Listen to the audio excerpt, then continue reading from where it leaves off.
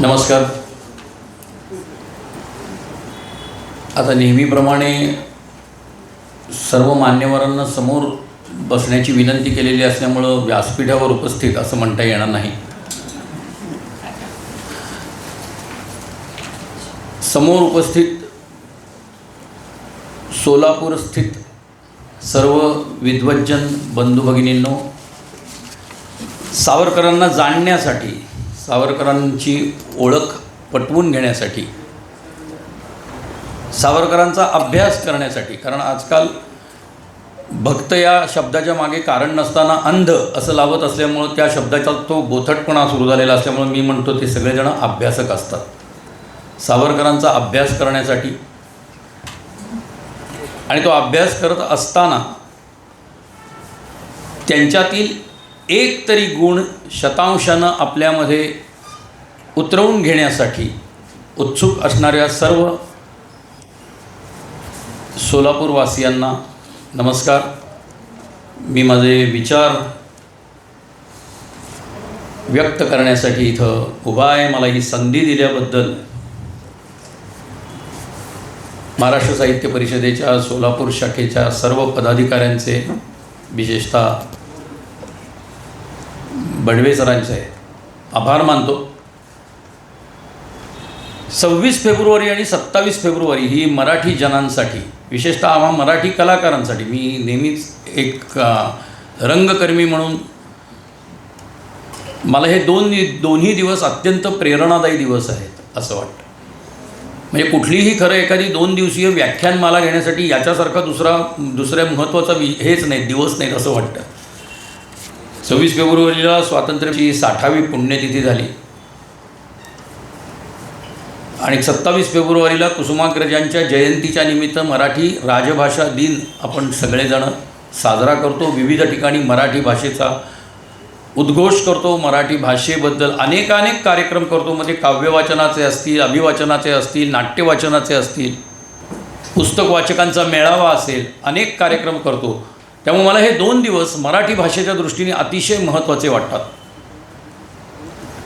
आणि त्यातलं सावरकरांच्या पुण्यतिथीचा दिवस तर मला खूप आतून काही प्रेरणा देणारा नेहमी वाटतो. मी जेव्हा 26 फेब्रुवारीला सावरकरांचं स्मरण करतो, त्यांना आदरांजली वाहतो, त्यावेळेला हे आत्मसमर्पण आहे याची जाणीव होते. जे धैर्य सावरकरांनी मृत्यूला सामोरं जाताना दाखवलं ते धैर्य येरा गबाळ्याचं काम नव्हे. ज्या वेळेला त्यांना असं लक्षात आलं की 2 फेब्रुवारीला आपल्या राहत्या घरामध्ये मोरीमध्ये स्नान करत असताना ते पडले आणि त्याच्यानंतर त्यांच्या हालचाली या पूर्ण थांबल्या. पाठीच्या माकड हाडाला त्यांच्या दुखापत झाली आणि त्याच्यानंतर त्यांना आता हालचाल करता येणं शक्य नाही आणि वयही जवळजवळ 84-85 वर्षाचं झालेलं होतं आणि आता त्याच्यावर शस्त्रक्रिया करणंही शक्य नाही.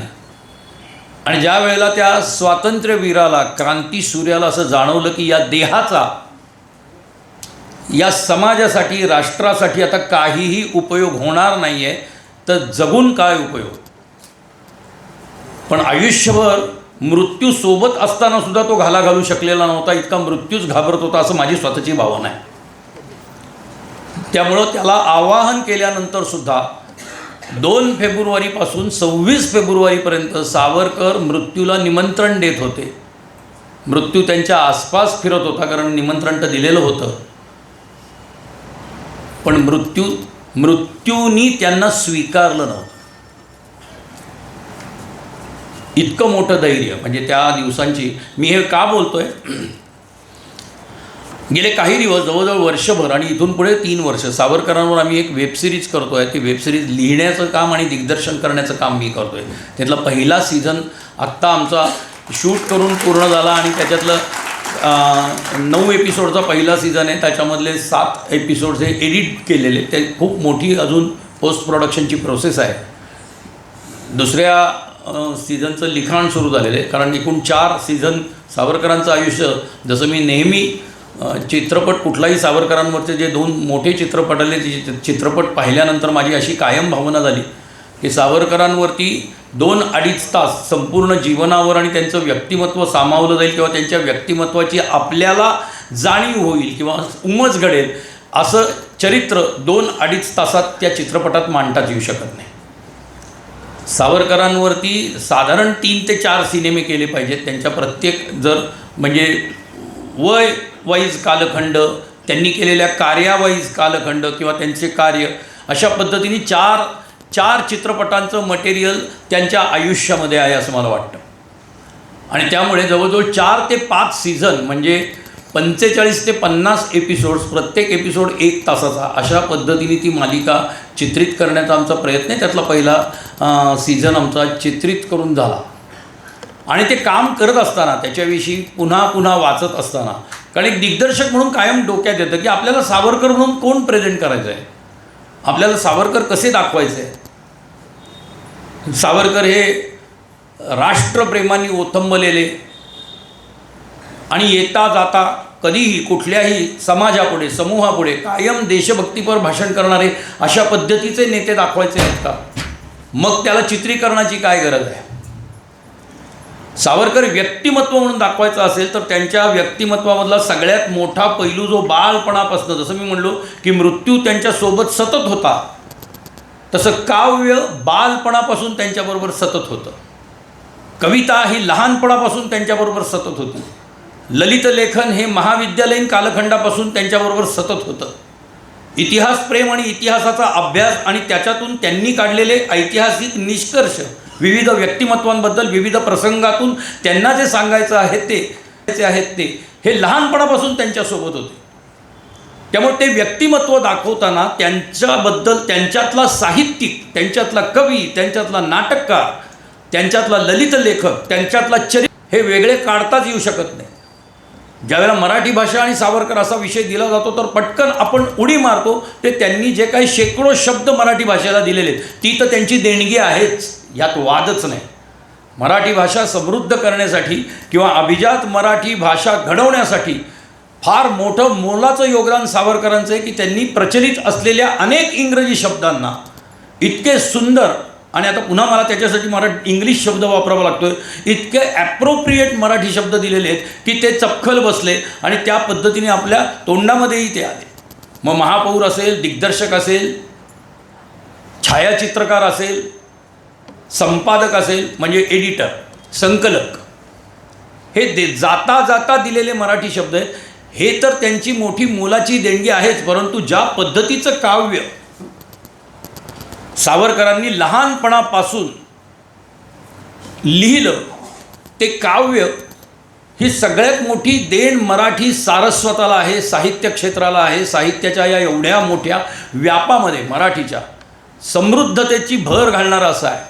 ह्याची सुरुवात कुठपासून झाली असावी? म्हणजे मी ज्यावेळेला त्या चरित्राचा अभ्यास करायला लागलो तर सावरकर साधारण मला माहीत असलेल्या आणि ज्ञात असलेल्या याच्यानुसार 10व्या-11व्या वर्षापासून लिहायला लागलेले होते. बरं, आता याला काही पूर्वपीठिका होती का की बाबा घरामध्ये कोणीतरी आहेत, बाबा लेखक आहेत, कीर्तनकार आहेत, प्रवचनकार आहेत, त्यांच्या तोंडून वेळोवेळी ज्या उक्त्या ऐकल्या, वेळोवेळी जे अभंग ऐकले, ओव्या ऐकल्या, ज्यांची कीर्तनं पाहून किंवा इतर काही व्याख्यानं ऐकून वगैरे काही त्यांच्यावर संस्कार झाले होते का? तर मला स्वतःला, मी जेव्हा सावरकरांच्या व्यक्तिमत्वाचा अभ्यास करायला लागलो त्यावेळेला मला असं जाणवलं की सावरकर हे आपले आपण सेल्फ मेड, आपले आपण घडलेले राजकीय नेतृत्व होतं, घडलेला क्रांतिकारक होता. सावरकर हे साहित्यिक म्हणूनही त्यांचे ते घडलेले होते. हां, त्यांनी जे लहानपणापासून घरामधल्या विविध ग्रंथांचं वाचन केलं, त्याच्यावर स्वतः विचार केला, अत्यंत स्वतःचा विचार करून त्या विचारावर तार्किकदृष्ट्या घडत गेलेलं व्यक्तिमत्व म्हणजे सावरकर आहेत असं मला वाटतं. पूर्ण तर्काच्या आधारावरती घडत गेलेलं व्यक्तिमत्व म्हणजे सावरकर आहे. त्यांनी जे जे वाचन केलं त्याच्यातलं बरंचसं इतिहासाचं वाचन होतं, त्याच्यानंतर वेदांचं वाचन केलेलं होतं, उपनिषदांचं वाचन केलेलं होतं. कारण घरामध्ये ते ग्रंथ होते. ते वाचल्यानंतर शाळांमधनं ज्या वेळेला गेले, ज्या शाळा भगूरमधल्या असतील, भगूरनंतर नाशिकमधल्या शाळेमध्ये गेले, तिथल्या वाचनालयामधून ज्या पद्धतीची पुस्तकं त्यांनी वाचली, ती पुस्तकांनी सावरकरांना घडवलं. त्या पुस्तकांच्या वाचनाने सावरकरांचे विचार घडले. म्हणजे अगदी केसरीतल्या वर्तमानपत्रातल्या येणाऱ्या बातम्यांनी, लोकमान्य टिळकांच्या अग्रलेखांनी सावरकरांना एक राजकीय नेता म्हणून, सामाजिक संदर्भ घेऊन काम करणारा एक कार्यकर्ता म्हणून, क्रांतिकारक म्हणून घडवलं. आणि हेच त्यांच्या साहित्य लेखनाच्या मुळाशी आहे असं मला वाटतं. त्यांनी ज्या ज्या ऐतिहासिक घटनांचा प्रत्यक्ष अनुभव घेतला, आज आपल्याला ऐकताना त्या गोष्टी वाटतात, त्यावेळेला त्यांच्यासाठी त्या बातम्या होत्या. त्यातली पहिली महत्त्वाची बातमी ज्यांनी सावरकरांवरती खूप आघात परिणाम केला, आघात हा खूप वेगळ्या अर्थी मी वापरतो आहे, सकारात्मक वापरतो आहे, तो म्हणजे 22 जून 1897, ज्या दिवशी पुण्यामध्ये दामोदर हरी चापेकरांनी रँडचा वध केला. आणि केसरीमधून ज्या वेळेला सावरकरांनी ही बातमी वाचली, लहान विनायकांनी असं आता आपण म्हणूयात, लहान विनायक म्हणजे तरीही 1883 साली सावरकरांचा जन्म झाला. त्याच्यानंतर 1897 म्हणजे साधारण 14-15 वर्षाचे सावरकर होते. त्यावेळेला जेव्हा त्यांनी ही बातमी वाचली, त्या बातमीने त्याच्यावर खूप परिणाम केला. त्यांच्यातला क्रांतिकारक घडण्यासाठीतली काही जी मूळ कारणं आहेत, आणि जेव्हा ते क्रांतिकारक बनू लागले त्यावेळेला त्यांच्या काव्यामधली जी मूळ कारणं आहेत, ती त्यांचं क्रांतिकारक बनणं, त्यांचे विचार क्रांतिकारी होणं, देश स्वतंत्र करण्यासाठी त्यांचा असलेला स्वतः मार्ग त्यांनी शोधून काढणं, आणि या सगळ्याच्या ह्या त्यांच्या काव्य प्रतिभेच्या मुळाशी हा सगळा विचार होता असं मला वाटतं. सावरकरांनी चापेकरांवरती पहिल्यांदा एक जवळजवळ 7 ते 8 कडव्यांचा दामोदर हरी चापेकरांवरती पोवाडा रचला होता. ही त्यांच्या काव्यातली काही पहिली, ज्याला आपण म्हणतो पहिली, आता याला अडखळणारी पावलं म्हणताच येत नाही, कारण तो पोवाडा तुम्ही वाचल्यानंतर, माझा तोंडपाठ नाही असता तर मी नक्की म्हणून दाखवला असता, पण ती अडखळणारी पावलं म्हणता येत नाही. जसं आम्ही माझ्या एकांकिकेच्या प्रवासामध्ये मी नेहमी म्हणतो की 87 साली जर मी लिहायला सुरुवात केलेली असेल, 87-88 साली, मग अशी ज्यांचा आपण सत्कार केला ते सुरेशजी, आणि मी समकालीन आहेत जे आज निवृत्त झालेले आहेत म्हणून आपण त्यांचा सत्कार केला. मीही 4 जूनला निवृत्त होणार आहे, म्हणजे मीही थोडक्यात 60 वर्षाचा होणार आहे. तर त्यांनी जेव्हा मला सांगितलं की आपण एका एकपात्री स्पर्धेमध्ये स्पर्धक होतो, आणि तेव्हापासूनचा आमचा एकमेकांची प्रत्यक्ष ओळख नसलेला हा परिचय होता, ती जशी आमची अडखळणारी पावलं आम्हाला जाणवतात, तसं ज्यावेळेला आपण सावरकरांच्या पहिल्या काव्यामधल्या या काही कविता वाचायला लागतो, त्यावेळेला असलेली त्यांच्या त्या पोवाड्यामधली शब्दांची रचना असेल, ज्या पद्धतीने यमक जुळवण्यासाठी प्रत्येक ओळीतील शेवटच्या शब्दांची केलेली योजना असेल, विचारांचा प्रवाह असेल, कारण शेवटी एखादी कविता, पोवाडा हा एक इतिहास मांडत असतो, एक प्रसंग कथन केला जात असतो, आणि तो प्रसंग ज्या पद्धतीने ऐतिहासिक पद्धतीने प्रवाहित झालेला असतो, तो प्रवाह त्या लिखाणामध्ये येणं अत्यंत गरजेचं असतं. सावरकरांनी ज्या ओघामध्ये, म्हणजे मला तर वाटतं की म्हणजे कित्येक त्यांच्या कवितांच्या बाबतीत असं म्हटलेलं आहे, त्यांनी स्वतःच हे माझी जन्मठेप असेल किंवा माझ्या नाशिकमधल्या आठवणी असतील, माझं बालपण असेल, या ज्या काही त्यांनी स्वतः काही डॉक्युमेंटेशन, त्यांनी स्वतः काही लिहून ठेवलेल्या गोष्टी आहेत, त्याच्यामध्ये त्यांनी कित्येक कवितांच्या बाबतीत असं लिहिलं आहे की त्यांनी एकटाकी लिहून काढलेले आहेत. तसा हा 22 जून 1897 नंतर लिहिलेला सावरकरांनी चापेकरांवरचा जो पोवाडा आहे, तो मला स्वतःला वाचल्यानंतर असं वाटतं की तो एकटाकी लिहिलेला असणार. कारण मगाशी देशमुख साहेबांनी सांगितलं, त्यांनी त्यांचं भाषण 54 साली ऐकलेलं होतं, सावरकरांचं भाषण त्यांनी ऐकलेलं होतं पुण्यामध्ये, आणि त्यावेळेला ते म्हणत होते की हे आपलं दुर्दैव आहे की मी स्वतः सावरकरांना प्रत्यक्ष बघू शकलो नाही, पण मी जे काही सावरकरांचं व्यक्तिमत्व अनुभवलं ते त्यांच्या लिखाणामधनं अनुभवलं, त्यांच्या चरित्रामधनं अनुभवलं, विविध त्यांच्यावरती लिहिलेल्या पुस्तकांमधून अनुभवलं. त्यांच्यावरती अनेकांनी झोपेचं सोंग घेतलेल्यांनी अश्लाघ्य टीका केल्यानंतर जो काही जनक्षोभ उफाळून आला, त्या उफाळलेल्या जनक्षोभांमधनं मी सावरकरांचं व्यक्तिमत्व जाणलं, मी सावरकरांचं व्यक्तिमत्व ओळखलं, जाणण्याचा प्रयत्न केला, अभ्यासण्याचा प्रयत्न केला. तेव्हा देशमुख साहेब मग अशी सांगत होते की सावरकर बोलायला लागल्यानंतर फटाक्याची लढ उडावी, अशा पद्धतीने शब्दांची फेक असायची आणि सावरकर एकापुढे एक एकापुढे एक एकापुढे एक विचार मांडत जायचे आणि बोलत जायचे. तेच त्यांच्या काव्यामध्ये मला दिसतं अनेकदा. विशेषतः म्हणजे याचा संदर्भ मी मगातपासून देतोय त्या दामोदर हरी चापेकरांवर रचलेल्या पोवाड्यामध्ये हाच फ्लो, हाच प्रवाह, हाच वेग, हाच भावनांचा उद्रेक त्यांच्या शब्दामधून दिसून येतो. शब्दांमध्ये प्रखर राष्ट्रप्रेम काय असतं, राष्ट्राबद्दल, राष्ट्रासाठी बलिदान देणाऱ्या क्रांतिकारकांबद्दल, अशा अजोड व्यक्तिमत्वांबद्दल काय पद्धतीच्या भावना, काय पद्धतीचा आदर, काय पद्धतीचं प्रेम उफाळून येतं ते शब्दांमधनं व्यक्त करण्याची जी काही हातोटी सावरकरांच्या लिखाणामध्ये होती अशी फार क्वचित दिसायला मिळते तत्कालीन याच्यामध्ये. सावरकरांनी नेहमीच त्यांचं लेखन स्वतःच्या व्यक्त करण्यासाठी वापरलं. अर्थातच तो पारतंत्र्याचा काळ होता आणि सावरकरांसारखा प्रगल्भ विचारी तरुण असेल, बालवयापासून हळूहळू घडत गेलेला असेल आणि नंतर जन्मठेपेनंतर स्थानबद्धतेपर्यंत असलेलं त्यांचा जो प्रवास होता तो सगळाच कायम बंदिवासातला प्रवास होता. सावरकरांसारखी प्रतिभा असलेला माणूस अशा पद्धतीने बंदिवासात राहूच शकत नाही. मग तो व्यक्त होण्यासाठी त्यांच्याकडे दुसरं कुठलंही साधन नव्हतं. तो व्यक्त होण्यासाठी त्यांच्याकडचं साधन होतं हातामधलं पेन, विचारांचा प्रवाह, शब्दांची जुळणी, शब्दफेक आणि शब्दच शस्त्र आणि हत्यार होऊन कागदावर उमटायचे आणि ते लोकांच्या मनामध्ये भावना उद्युक्त करायचे, भावना चेतवायचे. म्हणजे सावरकरांचे जे त्यावेळचे समकालीन मित्र होते म्हणजे अगदी बाबाराव सावरकरांच्या बाबतीत सुद्धा सावरकरांच्या लिखाणाच्या बद्दल, सावरकरांच्या बोलण्याच्या बद्दल, सावरकरांच्या वक्तृत्वाबद्दल सगळ्यांनी विविध ठिकाणी नोंदवून ठेवलेलं आहे. म्हणजे कवी गोविंद आबा दरेकर जो पायानी आंधू होता त्यांचा मित्र, ज्यांनी सावरकरांपासून प्रेरणा घेऊन अत्यंत शृंगारिक कविता करणारा आबा हा नंतर रणाविण स्वातंत्र्य कोणा मिळाले सारख्या कविता लिहू लागला, जो क्रांतिकारकांचा एक स्फुल्लिंग होता, हुंकार होता. आणि संपूर्ण अभिनव भारताचे विचार तत्त्वज्ञान त्या काव्यामध्ये आलेलं होतं. रणाविण स्वातंत्र्य कोणा मिळाले. स्वातंत्र्य हे मागून भीक मागितल्यासारखं अर्ज विनंत्या करून मिळू शकत नाही.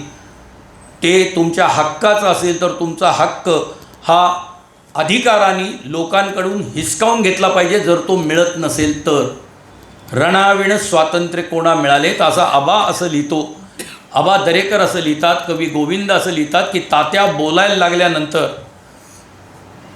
अशा पद्धतीने भावना उद्युक्त करायचा, चेतवायचा की मुडद्या, हे त्यांचे शब्द आहेत, की मुडद्यामध्ये सुद्धा प्राण फुंकेल आणि तो मुडदासुद्धा उठेल आणि आमच्या अभिनव भारताच्या एखाद्या मेळ्यामध्ये सहभागी होईल आणि शिवरायांचा रचलेला पोवाडा गायला सुरुवात करेल. अशी ताकद सावरकरांच्या शब्दात होती किंवा त्या मागच्या भावना ज्या वेळेला त्या शब्दातून व्यक्त व्हायच्या त्यावेळेला ती ताकद त्या शब्दामधून यायची. आणि हे नुसतं लिखाण नाही तर तत्कालीन ह्याच्यामध्ये सावरकरांचं वक्तृत्वसुद्धा तशाच पद्धतीने बहराला आलेलं होतं.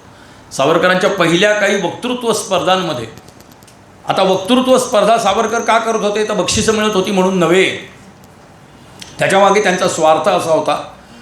घरची परिस्थिती इतकी बिकट होती की शिक्षणासाठी दोन्ही भावंडांच्या म्हणजे बाबारावांच्या नंतरची जी दोन्ही भावंडं होती विनायक आणि नारायण, म्हणजे तात्याराव आणि बाळाराव, या दोघांच्याही शिक्षणासाठी घरातला एक एक दागिना विकावा लागत होता. म्हणजे असं म्हणतात की अगदी मॅट्रिकच्या परीक्षेच्या वेळेला सुद्धा ज्या वेळेला पाठवायची वेळ आलेली होती किंवा त्यासाठी शाळेमध्ये काही शुल्क भरायची वेळ आलेली होती तेव्हा येसूवहिनींच्या नाकामधली माहेराहून आलेल्या स्त्रीधनामधली नथसुद्धा सराफाकडे गहाण ठेवावी लागलेली होती आणि पैसे उभे करावे लागले होते. अशी परिस्थिती होती. बाबाराव आणि येसूवहिनी कित्येकदा एक वेळेला जेवायचे, अर्धपोटी राहायचे. अशा पद्धतीने, आणि हे सगळं तात्यांना माहिती असायचं की बाबाराव आणि येसूवहिनी आपल्यासाठी काय करतायत. आपण दोघांनीही म्हणजे मी आणि नारायणरावांनी अभ्यास करावा, पुढे परीक्षा द्यावी आणि शिकावं, ह्यासाठी माझा थोरला भाऊ आणि माझी वहिनी काय करते, जी की समवयीन होती. येसूवहिनी आणि तात्याराव हे एकाच वयाचे होते. ती काय करते हे माहीत असलेले तात्याराव आपल्याला झालेलं दुःख त्यांना कळून त्यांना जास्त दुःख होऊ नये यासाठी हे सगळं मनामध्ये दाबून शिक्षण चालू ठेवत होते. पण तरीही विविध ठिकाणी आंतरशालेय ज्या वक्तृत्व स्पर्धा व्हायच्या, काही खुल्या वक्तृत्व स्पर्धा व्हायच्या, त्याच्यामध्ये तात्याराव उतरायचे. साधारण 8वी 9वीचा त्यांचा कालखंड असेल आणि त्याच्यामध्ये ते आपले विचार स्वतः मांडायचे, आपले विचार स्वतः लिहायचे. तोपर्यंत पद्धत अशी होती की वक्तृत्व स्पर्धा ही वक्ता कसं बोलतो याच्यावरती मार्क दिले जायचे. वक्त्यांनी लिहिलेलं आहे किंवा नाही हे बघितलं जायचं नाही. म्हणजे बऱ्याचदा आंतरशालेय वक्तृत्व स्पर्धेमध्ये शाळेतले शिक्षक त्यांच्यासाठी भाषण लिहायचे आणि मग ती मुलं तोंडपाठ करून ते बोलायचे. तर सावरकर एका वाचनालयाच्या, माझ्यामध्ये नाशिकच्या नगर वाचनालयाच्या एका स्पर्धेला, वक्तृत्व स्पर्धेला उतरलेले होते. त्यांना आजच्या भाषेमध्ये वाईल्ड एंट्री दिलेली होती. वाईल्ड एंट्री म्हणजे असं झालं होतं की ते प्रवेश अर्ज भरण्याची तारीख निघून गेलेली होती आणि एक नाटककार नाशिकमध्ये राहायचे, ज्यांनी तात्याचं लिखाण, मेळ्यामधलं त्यांचं अफजल खान वधावर लिहिलेलं जे नाटक होतं, जे आता लिखित स्वरूपात उपलब्ध नाही आहे, कारण त्या वेळेला लिहिलेले होतं, ते लिहिलेलं संवाद पाठ केले, मित्रमेळ्याच्या त्या मुलांनी ते सादर केले आणि ते निघून गेले. ते स्क्रिप्ट म्हणून हातात नव्हतं, पण ज्या पद्धतीचं लिखाण केलेलं होतं, ज्या पद्धतीचं अफजल खान, आणि आता हे मी माझ्या मंच नाही सांगत आहे, हे दिग्दर्शन माझं नाही, हे त्यांनी जे लिहून ठेवलेलं आहे तात्याच्या लिखाणाबद्दल, तात्यांच्या वक्तृत्वाबद्दल, त्या मी बोलतो आहे. तर त्याच्यामध्ये त्यांनी असं सांगितलं की ज्या पद्धतीचं शिवाजी महाराज आणि अफजल खान यांच्यामधला समोरासमोर भेटल्यानंतरचे संवाद होते, ते म्हणजे कुठेतरी आम्हाला म्हणजे इंग्रज आणि भारत माता बोलती आहे किंवा भारत स्वतंत्र करण्यासाठी काही क्रांतिकारक बोलत आहेत अशा पद्धतीचं वाटत होतं. म्हणजे इंग्रजांचं रूपक होतं अफजल खान आणि शिवाजी महाराजांचं रूपक होतं या देशासाठी प्राणार्पण करण्यासाठी तयार असणारा मित्रमेळाचा कुठलाही सभासद. अशा पद्धतीचं लिखाण करणाऱ्या या मुलाला वक्तृत्व स्पर्धेचा प्रवेश अर्ज भरण्याची किंवा प्रवेश घेण्याची तारीख पुढं निघून गेली म्हणून संधी जाता कामा नये म्हणून त्यांनी तिथे आपला शब्द टाकला आणि आयोजकांनी त्यांना बोलण्याची संधी दिली आणि शेवटचं भाषण त्यांचं होतं. आणि त्या दिवशी तात्यारावांनी खूप वेगळा विषय, तात्यारावांच्या वक्तृत्वाची एक खूबी अशी होती की ते प्रत्येक वेळेला वेगळा विषय मांडायचे. त्यावेळेला विषय देऊन वक्तृत्व स्पर्धा असायची नाही, काही वेळेला मुक्त विचार मांडायचे, तुम्हाला हवा तो विषय, तुम्हाला आवडेल त्या विषयावरती तुम्ही भाषण करावं अशा पद्धतीचं होतं. आणि त्यावेळेला तात्यारावांनी माझा आवडता पेशवा या विषयावर, म्हणजे सर्वोत्तम पेशवा, पेशवाईमधल्या जे पेशवे झाले त्या पेशव्यांमधला सर्वोत्तम पेशवा कोण होता आणि का होता याचं अत्यंत तार्किक असं 7 ते 8 मिनिटाचं भाषण. आणि त्यांनी त्याच्यामध्ये माधवराव पेशवे, थोरले माधवराव पेशवे हे पेशवाईमधले सर्वोत्तम पेशवे होते अशा पद्धतीचं विवेचन केलं. तिघही परीक्षक हे ते ऐकून, म्हणजे ज्या पद्धतीचं तात्या बोलत होते त्याचं वर्णन त्या परीक्षकांनी जे केलं, मुळात आधी त्या परीक्षकांमध्ये याला पहिलं देऊ नये,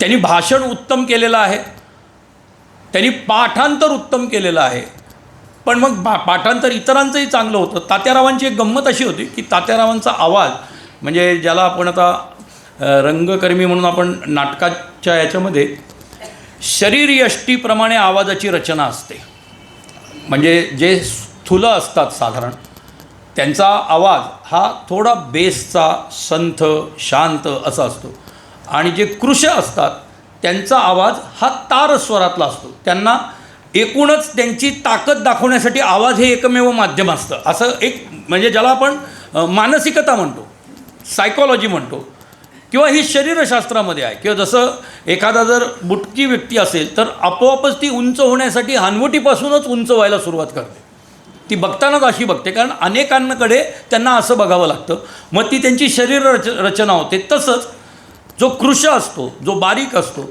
त्याचा आवाज हा तार स्वरातला असतो. तात्यांचा आवाज तसा होता.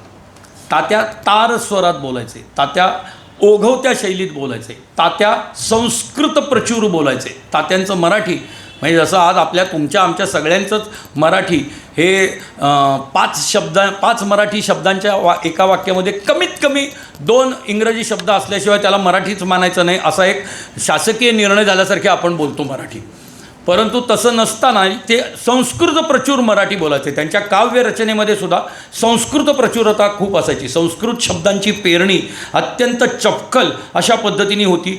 तर असं त्यांनी त्या दिवशी जेव्हा भाषण केलं तेव्हा तिन्ही परीक्षकांमध्ये असं एक हे झालं की हे काय त्यांच्या शिक्षकांनी लिहिलेलं आहे आणि त्यांनी जे बोललं, त्यांनी जे व्यक्त केलं ते त्यांनी सुंदर पाठांतर केलेलं होतं. पण इतर दोघांनी जास्त चांगलं पाठांतर हे म्हणजे जास्त चांगल्या पद्धतीने भाषण बोलला. आता कसं होतं, तात्यांचं हे असं होतं, ते नाटककार तिथे बसले होते, बर्वे त्यांचं आडनाव, ते नाटककार बर्वे, नाशिकचे नाटककार बर्वे तिथं बसलेले होते आणि ते ही सगळी चर्चा ऐकत होते. आणि त्यावेळेला ते म्हटले, आणि तात्यासुद्धा, आता खरं तर हे चुकीचं आहे की परीक्षकांचं बोलणं स्पर्धक कसं काय ऐकतो, पण काहीतरी बोलण्यासाठी म्हणून तात्या त्यावेळेला खोलीच्या बाहेर उभा होता आणि नेमका त्यांचंच नाव आलं, सावरकरांचंच नाव आलं म्हणून ते थबकले आणि ते दारापाशी उभे राहिले की बोलणं झाल्यावरती आपण काही बोलायला किंवा बर्व्यांना नमस्कार करायला, बर्व्यांना निघतो म्हणून सांगायला म्हणून ते थांबले होते. आणि त्यांनी जेव्हा हे बोलणं ऐकलं आणि त्यातलं जेव्हा हे बोलणं ऐकलं की हे लिखाण किंवा हे जे विचार आहेत हे त्याचे स्वतःचे विचार नाहीत, हे शिक्षकांनी लिहून ठेवलेलं पाठ करतात, मुलांचं पाठांतर चांगलं आहे, मग इतरही मुलांचं पाठांतर यांच्यापेक्षा चांगलं होतं, शब्दफेक चांगली होती, आपण इतरांचा विचार करावा, आणि तसंही यांना आपण उशिरा परवानगी दिलेली आहे किंवा याला वाईल्ड एंट्री दिलेली आहे, अशा पद्धतीचं परीक्षकांमध्ये ज्या वेळेला बोलणं चाललेलं होतं त्यावेळेला बर्व्यांनी सांगायला सुरुवात केली की तुमचा गैरसमज होतो आहे, हे जे काही लिखाण केलेलं आहे हे याचं स्वतःचं आहे, मी याचे काही लिखाण पाहिलेलं आहे, यांनी दामोदर हरी चाफेकरांवर लिहिलेला पोवाडा मी पाहिलेला आहे, वाचलेला आहे. मित्रमेळ्यातली मुलं ज्या पद्धतीने त्यांची गाणी सादर करतात, ज्या पद्धतीने त्यांची नाटकं सादर करतात, ते लिखाण मी अनुभवलेलं आहे. आज विनायक सावरकर जे बोलला ते स्वतःचे विचार होते. आणि मग ते तिघंही परीक्षक स्तंभित झाले की एक 14 वर्षाचा 13 वर्षाचा मुलगा एक काहीतरी विषय घेतो की मला आवडलेला पेशवा आणि शिवाजी महाराजांच्याही आधीपासूनचे मराठेशाहीतले किंवा भारतीय इतिहासामधले संदर्भ देत हा पेशवा मला का आवडतो, या पेशव्याचे गुण काय होते, का बाजीरावांपेक्षासुद्धा, आता हे सावरकरांचं व्यक्तिगत मत असू शकतं, कोणी बाजीराव पेशवा प्रेमी संघटनेची माणसं अंगावर येऊ नका, हे त्यांचं मत होतं की का ते लढवय्ये त्यांच्यापेक्षाही कुशल लढवय्ये होते, कुशल सेनापती होते, केवळ प्रकृती अस्वास्थ्यामुळे, प्रकृती स्वस्थ नसल्यामुळे रणांगणावरती ज्या पद्धतीचं शौर्य गाजवता यायला पाहिजे होतं तसं शौर्य थोरले माधवराव पेशवे दाखवू शकले नाहीत, किंवा त्यावेळची मराठेशाहीची परिस्थिती काय होती आणि कशा पद्धतीने संपूर्ण मराठा राजवट ही त्यांनी पुन्हा एकदा पानिपतचा दणका बसल्यानंतर आपल्या स्वतःच्या कुशल कारभाराने ऊर्जित अवस्थेत आणली, अशा पद्धतीचं विवेचन अत्यंत ससंदर्भ स्पष्ट करत सावरकरांनी त्यावेळेला मांडलेलं होतं. मला असं वाटतं की हा अभ्यास, अशा पद्धतीचं भाषण करण्याची त्यांची हातोटी ही सावरकरांच्या वाचनामधून आणि सावरकरांच्या विचारांची प्रगल्भता जसजशी त्यांच्या वयानुसार वाढत गेलेली होती त्या पद्धतीने ती त्यांच्या साहित्यामध्ये, त्यांच्या वक्तृत्वामध्ये, त्यांच्या संघटन कौशल्यामध्ये आणि त्यांच्या विचार करण्यामध्ये यायला लागली होती. आणखीन एक त्यांचा संदर्भ सांगतो जो काव्याशी संबंधित आहे. ज्यावेळेला इतिहासाची पुस्तकं ते वाचत होते त्यावेळेला त्यांच्या घरामध्ये वरती माळ्यावरती अशी अनेक पुस्तकं धूळ खात पडलेली असायची. अण्णांनी, त्यांच्या वडिलांनी ती वेळोवेळी कुठून गोळा केलेली ठेवलेली आणि ती पुस्तकं ते वाचायचे. तर त्यामध्ये लिहिलेला तर त्याचासुद्धा पहिला खंड नाही, दुसरा खंड तिथं होता, तो इंग्रजीमध्ये होता. आणि त्यावेळेला त्या इंग्रजी दुसरीत होते, म्हणजे आत्ताचं इयत्ता 7वी, 5वी ही इंग्रजी पहिली धरायचे, 5वीपासून म्हणजे ती 7वीत होते, इंग्रजी 3रीत होते. आणि ते पुस्तक घेऊन खाली आले, ते कापडामध्ये गुंडाळलेलं असतं तशा पद्धतीने, आणि जुनं बाइंडिंग असलेली, जुनी बाइंडिंगची पुस्तकं इथल्या कित्येक ज्येष्ठ नागरिकांना माहिती असतील की फुल बाउंड पुस्तक असायचं ते. तर तसं जुनं बाइंड केलेलं पुस्तक होतं. आणि ते पुस्तक ते घेऊन आले आणि अण्णांना म्हणले, अण्णा तुम्ही मला आता हे रोज वाचून दाखवलं पाहिजे. ते म्हणले, अरे तुला इंग्रजी येतं की, तू वाचायला लाग. तर ते म्हणले, नाही मी वाचायचा प्रयत्न केला, पण सध्या मी जे शिकतोय ते आणि हे इंग्रजी हे खूप अवघड आहे. ते शेक्सपियरन इंग्रजीसारखं होतं, अस्सल ब्रिटिश लेखकांनी लिहिलेला जगाचा इतिहास तो होता. आणि त्यामुळे तुम्ही वाचून दाखवा आणि तुम्ही आम्हाला रोज संध्याकाळी सांगत जा. म्हणजे अशा पद्धतीचे त्या घरामध्ये संस्कार होते. म्हणजे संस्कारांचा हे करायला लागला तर अर्थात तेव्हा टेलिव्हिजन, मोबाईल अशा कुठल्याच गोष्टी नसल्यामुळे, म्हणजे जे आजचे आपले बेस्ट फ्रेंड्स आहेत मोबाईल आणि टेलिव्हिजन, ते त्यावेळेला नसल्यामुळं कुटुंब एकत्र जेवायचं. जेवण झाल्यानंतर किंवा जेवणाच्या अगोदर कुटुंब एकत्र बसायचं आणि दिवसभरात घडलेल्या घटनेवरती बोलायचं, चर्चा करायची. मग मोठी माणसं शाळेमध्ये काय शिकला इथपासून ते मग जसं आत्ता तात्यांनी वडिलांना ऑफर केली की तुम्ही रोज यातला एक एक चॅप्टर वाचा आणि आम्हाला समजावून सांगा काय आहे ते. अशा पद्धतीचं कौटुंबिक इव्हेंट्स त्यावेळेला रोज व्हायचे घरामध्ये. तर तसे ते होत होते. आणि मग त्यांनी सांगितलं, मग तात्या म्हणले की पण हा दुसरा खंड आहे, पहिला खंड कुठे आहे? तर ते म्हटले की पहिला खंड असेल वरती माळ्यावर. तर ते म्हटले की नाही, माळ्यावर नाही आहे, सापडला नाही. मग ते म्हणले हरवला असेल. आणि मग ते म्हणले काय हरकत आहे, पण मी दुसऱ्या खंडापासून सांगेन ना. यावर तात्यांनी खूप छान त्यांना हे विचारलं, पण म्हणजे असं आहे ना अण्णा, की म्हणजे मला इतिहास अर्धाच कळणार. जो पहिल्या खंडात लिहिलेला आहे, कारण शेवटी इतिहास हा कथांमधून, व्याख्यानांमधून, गोष्टींमधून, आपल्यापेक्षा ज्येष्ठांनी तो अनुभवलेला असताना त्यांच्या कथनामधून आपल्याला कळतो. तसा ज्या पुस्तकामधला जर दुसराच खंड मी वाचायला घेतला तर मला अर्धाच इतिहास कळेल, मला पूर्ण कळणार नाही. पण तो तर घडून गेलेला आहे, तो अंधारातच राहील. अण्णांना याच्यावरती काही उत्तर देता आलं नाही. असेल तात्या, पण मी तुला दुसरा सांगीन आणि काही संदर्भ असेल तर त्यातले पहिल्या याच्यामधले संदर्भ सांगीनही तुला. या घटनेवरती अतिशय सुंदर एका वेगळ्याच वृत्तामध्ये, म्हणजे मी पुन्हा म्हणलो ना, मला त्यांचं काव्य पाठ नाही आहे, मला त्या सगळ्या घटना माहिती आहेत. कारण पटकथा लिहित त्या घटना कवी सावरकर म्हणून दाखवताना लिहिलेले की एक इयत्ता 8वीतला मुलगा, म्हणजे आपल्या आसपास इयत्ता 8वीतली मुलं आणि त्यावेळच्या इयत्ता 8वीमधले तात्याराव सावरकर, हे ज्या वेळेला हा अनुभव आला, हा विचार त्यांच्या मनामध्ये आला की अरे मला अर्धाच इतिहास कळणार, कारण माझ्या घरामध्ये या जागतिक इतिहासाचा पहिला खंड नाही आहे. ज्या वेळेला मी इतिहासाचा अभ्यास सुरू करणार आहे त्यावेळेला मला अर्धाच इतिहास कळणार आहे. ह्याच्यावरती त्यांनी 5 कडव्यांचं काव्य लिहिलेलं आहे. की अशा पद्धतीने जर पुस्तकाची पहिली 4 पानं, एखाद्या इतिहासाच्या पुस्तकातली पहिली 4 पानं फाटलेली असतील आणि 5व्या पानापासून आपण इतिहास वाचायला सुरुवात केली तर आपण जो अनुभवू तो 5व्या पानापासूनचा इतिहास असेल, पण इतिहास त्याच्या आधीही घडून गेलेला आहे. इतिहास घडवणारे अशाच पद्धतीने अंधारात जातात, असा त्याचा निष्कर्ष त्यांनी शेवटच्या कडव्यामध्ये मांडला आहे. की जर आपण ते वाचलंच नाही, जर आपण ते जाणूनच घेतलं नाही, किंवा जर ते आपल्यापर्यंत पोचलंच नाही, तर आपल्याला इतिहासच अर्धा कळतो. आणि ज्यांनी तो इतिहास तिथपर्यंत आणून ठेवलेला आहे, 4थ्या पानापर्यंत, 5व्या पानापर्यंत, दुसऱ्या खंडापर्यंत, त्या पहिल्या खंडातले इतिहासातले हे अंधारातले हिरो आपल्याला कळणारच नाहीत. अशा पद्धतीचं वर्णन आणि विचार मांडणारे 5 कडव्यांचं काव्य सावरकरांनी केलेलं आहे.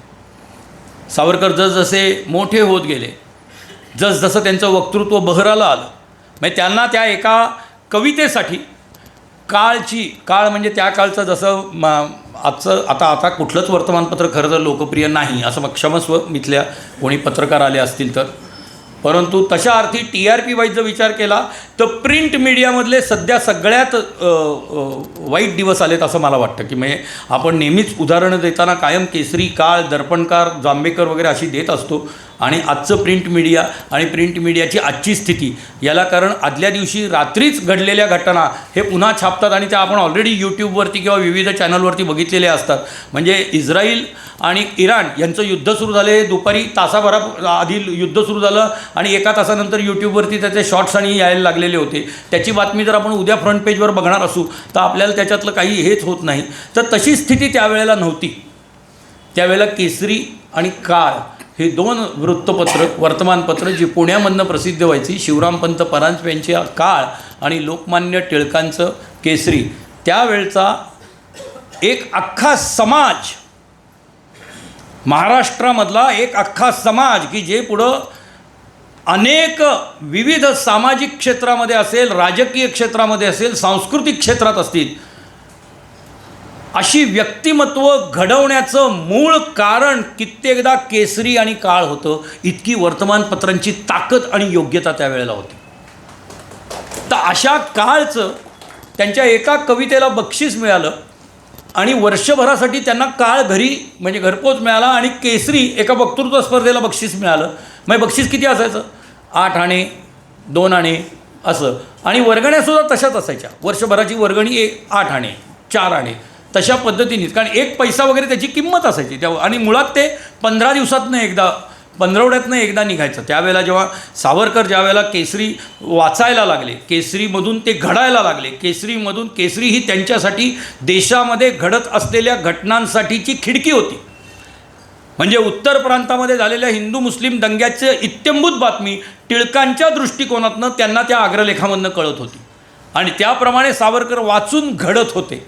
सावरकर त्यामध्ये आपले कित्येकदा लेख नाहीत, बऱ्याचदा त्यांनी कविताच पाठवलेल्या आहेत. केसरीमध्ये त्या फारशा छापल्या गेल्या नाहीत, पण काळकर्त्यांनी मात्र त्या खूप छापल्या. म्हणजे ज्या वेळेला नंतर ते फर्ग्युसन कॉलेजमध्ये ॲडमिशन घेतली, त्यावेळेला शिवरामपंत परांजपेंचे चिरंजीव श्रीकृष्ण परांजपे हे सावरकरांचे मित्र झालेले होते. आणि मग आता मला कधीकधी असं वाटतं की खरंच असं होत असेल. म्हणजे मी माझ्यावरनं त्यांचा अनुभव घेतला की ज्या वेळेला ज्येष्ठ अभिनेते जे दिवंगत झाले, पण विक्रम गोखल्यांना भेटण्याची ज्या वेळेला वेळ आलेली होती, अगदी मी जेव्हा नवा होतो, साधारण मी हे 90च्या दशकामधलं सांगतो, 91-92 साली, ज्या वेळेला विक्रम गोखल्यांच्या साधारण 16 TV सिरियल्स चालू होत्या वेगवेगळ्या चॅनलवर at a time. 16 TV serials चालू होत्या. सुपरहिट नाटक चालू होतं संकेत मिलनाचा नावाचं, की म्हणजे जे लागलं की ते हाऊसफुल व्हायचं. म्हणजे थोडक्यात मराठीमधले ते सुपरस्टार होते. तर त्यांना ज्यावेळेला मी भेटायला जाणार होतो आणि त्यांना माझे काही एकांकिका, म्हणजे त्यांच्याकडनं मला असं कळलं होतं, आमचे मोहन कुलकर्णी म्हणून पुण्यामध्ये व्यवस्थापक आहेत नाटकाचे वगैरे, त्यांच्याकडून असं कळलं होतं की ते काही नवीन नाटक वगैरे किंवा शॉर्ट फिल्मसाठी नवीन स्टोरीज बघतात, तर तू लिहितोस, तर तू जा एकदा भेट त्यांना. आणि बालगंधर्वला नुकतंच संकेत मिलनाचा प्रयोग संपलेला होता आणि ते लगेच संध्याकाळी शूटिंगसाठी कोल्हापूरला जाणार होते, आणि त्या मधल्या वेळामध्ये भेटायचं होतं. तर त्यावेळेला ज्या पद्धतीने मी ग्रीन रूमच्या बाहेर उभा होतो, ओळख नाही काही नाही, कोणीतरी आपली ओळख करून देणार, आणि मग तर मी ज्या वेळेला हा प्रसंग, म्हणजे तात्याराव पहिल्यांदा शिवरामपंत परांजपे यांना जेव्हा भेटा, कारण शिवरामपंत परांजपे हे उत्कृष्ट वक्ते होते. म्हणजे धारदार वक्तृत्व काय असावं याचं मूर्तिमंत उदाहरण. जसं लोकमान्य टिळकसुद्धा वक्ते होते, पण लोकमान्य टिळक का म्हणायचं, प्रॅक्टिकल फॅक्ट्स, एखादा वकील कसं बोलेल तशा पद्धतीने लोकमान्य टिळक बोलायचे. त्याच्यामध्ये भावनांचा काय म्हणतो फवारा नसायचा, किंवा हृदय हेलावणारा असं काही नसायचं, असे चढ उतार वगैरे नसायचे.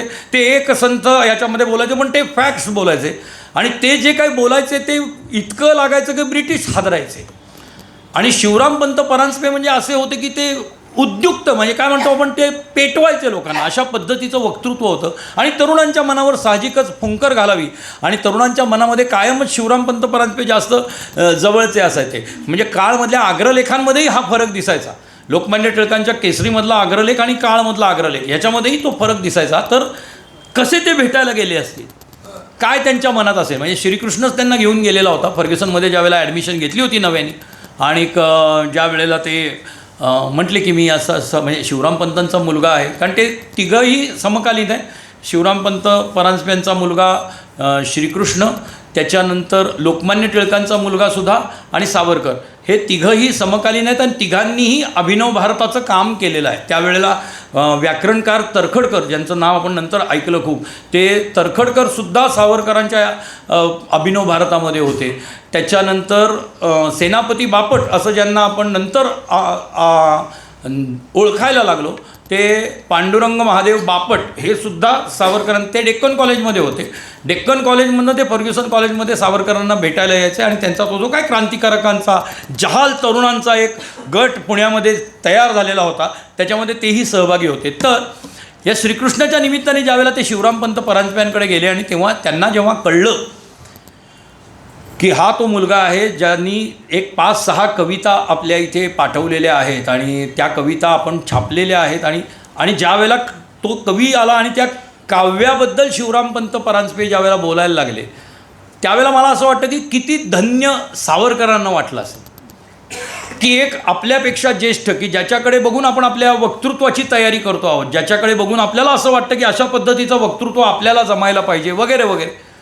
आणि त्यावेळेला त्यांनी शिवरामपंत परांजपेंनी सांगितलं की तुमच्या लिखाणामध्ये एक असं अनवट सौंदर्य आहे. आणि मी जेव्हा ते खरंच मी ते पुन्हा जेव्हा वाचायला लागलो सावरकरांच्या कविता, की त्याच्यामध्ये ते म्हणले की तुम्ही जे आहात ज्या ज्या भावना, म्हणजे हे प्रकटीकरण खूप अवघड असतं आणि मला वाटतं ही सगळ्यात दिलेली मोठी पावती आहे कुठल्याही कविता वाचकांनी एखाद्यासाठी दिलेली, आणि ज्येष्ठ राजकीय विचारवंतांनी. त्यावेळेला ते म्हणले की तुमच्या मनातले विचार हे थेट पद्धतीने कागदावर कवितेच्या माध्यमातून उमटवण्याचं सामर्थ्य जे खूप कमी जणांना आहे, जे आम्हालाही प्राप्त झालं नाही, ते विनायक तुला प्राप्त झालेलं आहे आणि हे असंच चालू ठेव. आणि मग त्या कालखंडामध्ये ज्याला मी असं म्हणतो की ते सावरकरांच्या खूप आतलं काव्य आहे की जे चालीमुळं लोकांना खूप आवडतं, त्यातल्या शब्दावर लोकांचं किती म्हणजे लक्ष आहे याबद्दल मला शंका आहे. आणि ते गीत म्हणजे जयोस्तुते. भारत मातेचं इतकं सुंदर गुणगान, इतकं आजही तुम्ही ते नीट ऐकाल. पुन्हा एकदा म्हणलो, त्यातली चाल बाजू, चाल अप्रतिमच आहे, यात वादच नाही, माइलस्टोन आहे ती चाल म्हणजे. पण त्याच्या शब्दांकडे भर द्या, काय पद्धतीने शब्दांची रचना आहे. म्हणजे हे माझं स्टेटमेंट आणि माझं व्यक्तिगत मत आहे. दोन्ही काव्यरचना जर आपण काव्य म्हणून हे केलं तर माऊलींचं पसायदान आणि स्वातंत्र्यवीर सावरकरांनी लिहिलेलं जयोस्तुते हे राष्ट्रगान, राष्ट्राचं सौंदर्य, राष्ट्राप्रती प्रेम व्यक्त करणारं हे काव्य, याच्यातील शब्दरचना, त्याच्यातील भावना, ओथंबलेल्या भावना. कारण शेवटी एखादं काव्य श्रेष्ठतम कधी घडतं, ज्यावेळेला त्याच भावना, ज्या कवीच्या मनातल्या भावना आहेत त्या आपल्या मनामध्येही वारंवार उचंबळून येतात, त्यावेळेला ते काव्य, ते गीत हे श्रेष्ठतम ठरतं असं मला वाटतं. तर माऊलींचं पसायदान आणि सावरकरांचं जयोस्तुते याची तुलना होऊच शकत नाही. माझ्यासाठी ही दोन काव्य ही श्रेष्ठतम, आत्तापर्यंतच्या माझ्या आयुष्यामध्ये मी वाचलेली, अनुभवलेली ही श्रेष्ठतम काव्य आहे. साधारण 1901 ते 1905 हा जो सावरकरांचा कालखंड आहे तो अभिनव भारताचा कालखंड धरला जातो. म्हणजे ते लंडनला जाण्याच्या अगोदरची 5 वर्ष, जेव्हा त्यांनी महाराष्ट्रभरामध्ये शेकडो सभा घेतल्या आणि अक्षरशः काव्यरचना म्हणजे कित्येक कविता लिहिल्या आहेत. म्हणजे सावरकरांनी लावण्यासुद्धा लिहिलेल्या आहेत. बरं, सावरकरांनी शृंगारिक कवितासुद्धा लिहिलेल्या आहेत. सावरकरांनी आरती, ज्याच्याबद्दल आपण जी म्हणजे सावरकरांना माफीवीर म्हणून हिणवणारे अनेक जण शिवजयंतीला सावरकरांची आरती स्पीकरवरती लावत असतात. या आरतीची गोष्ट अशी आहे की सावरकर ज्यावेळेला वसतिगृहामध्ये होते, फर्ग्युसनमध्ये जेव्हा राहत होते, त्यावेळेला तिथे शुक्रवारी आणि मंगळवारी देवीची आरती म्हणण्याची, गुरुवारी दत्ताची आरती म्हणण्याची वगैरे अशी पद्धत होती.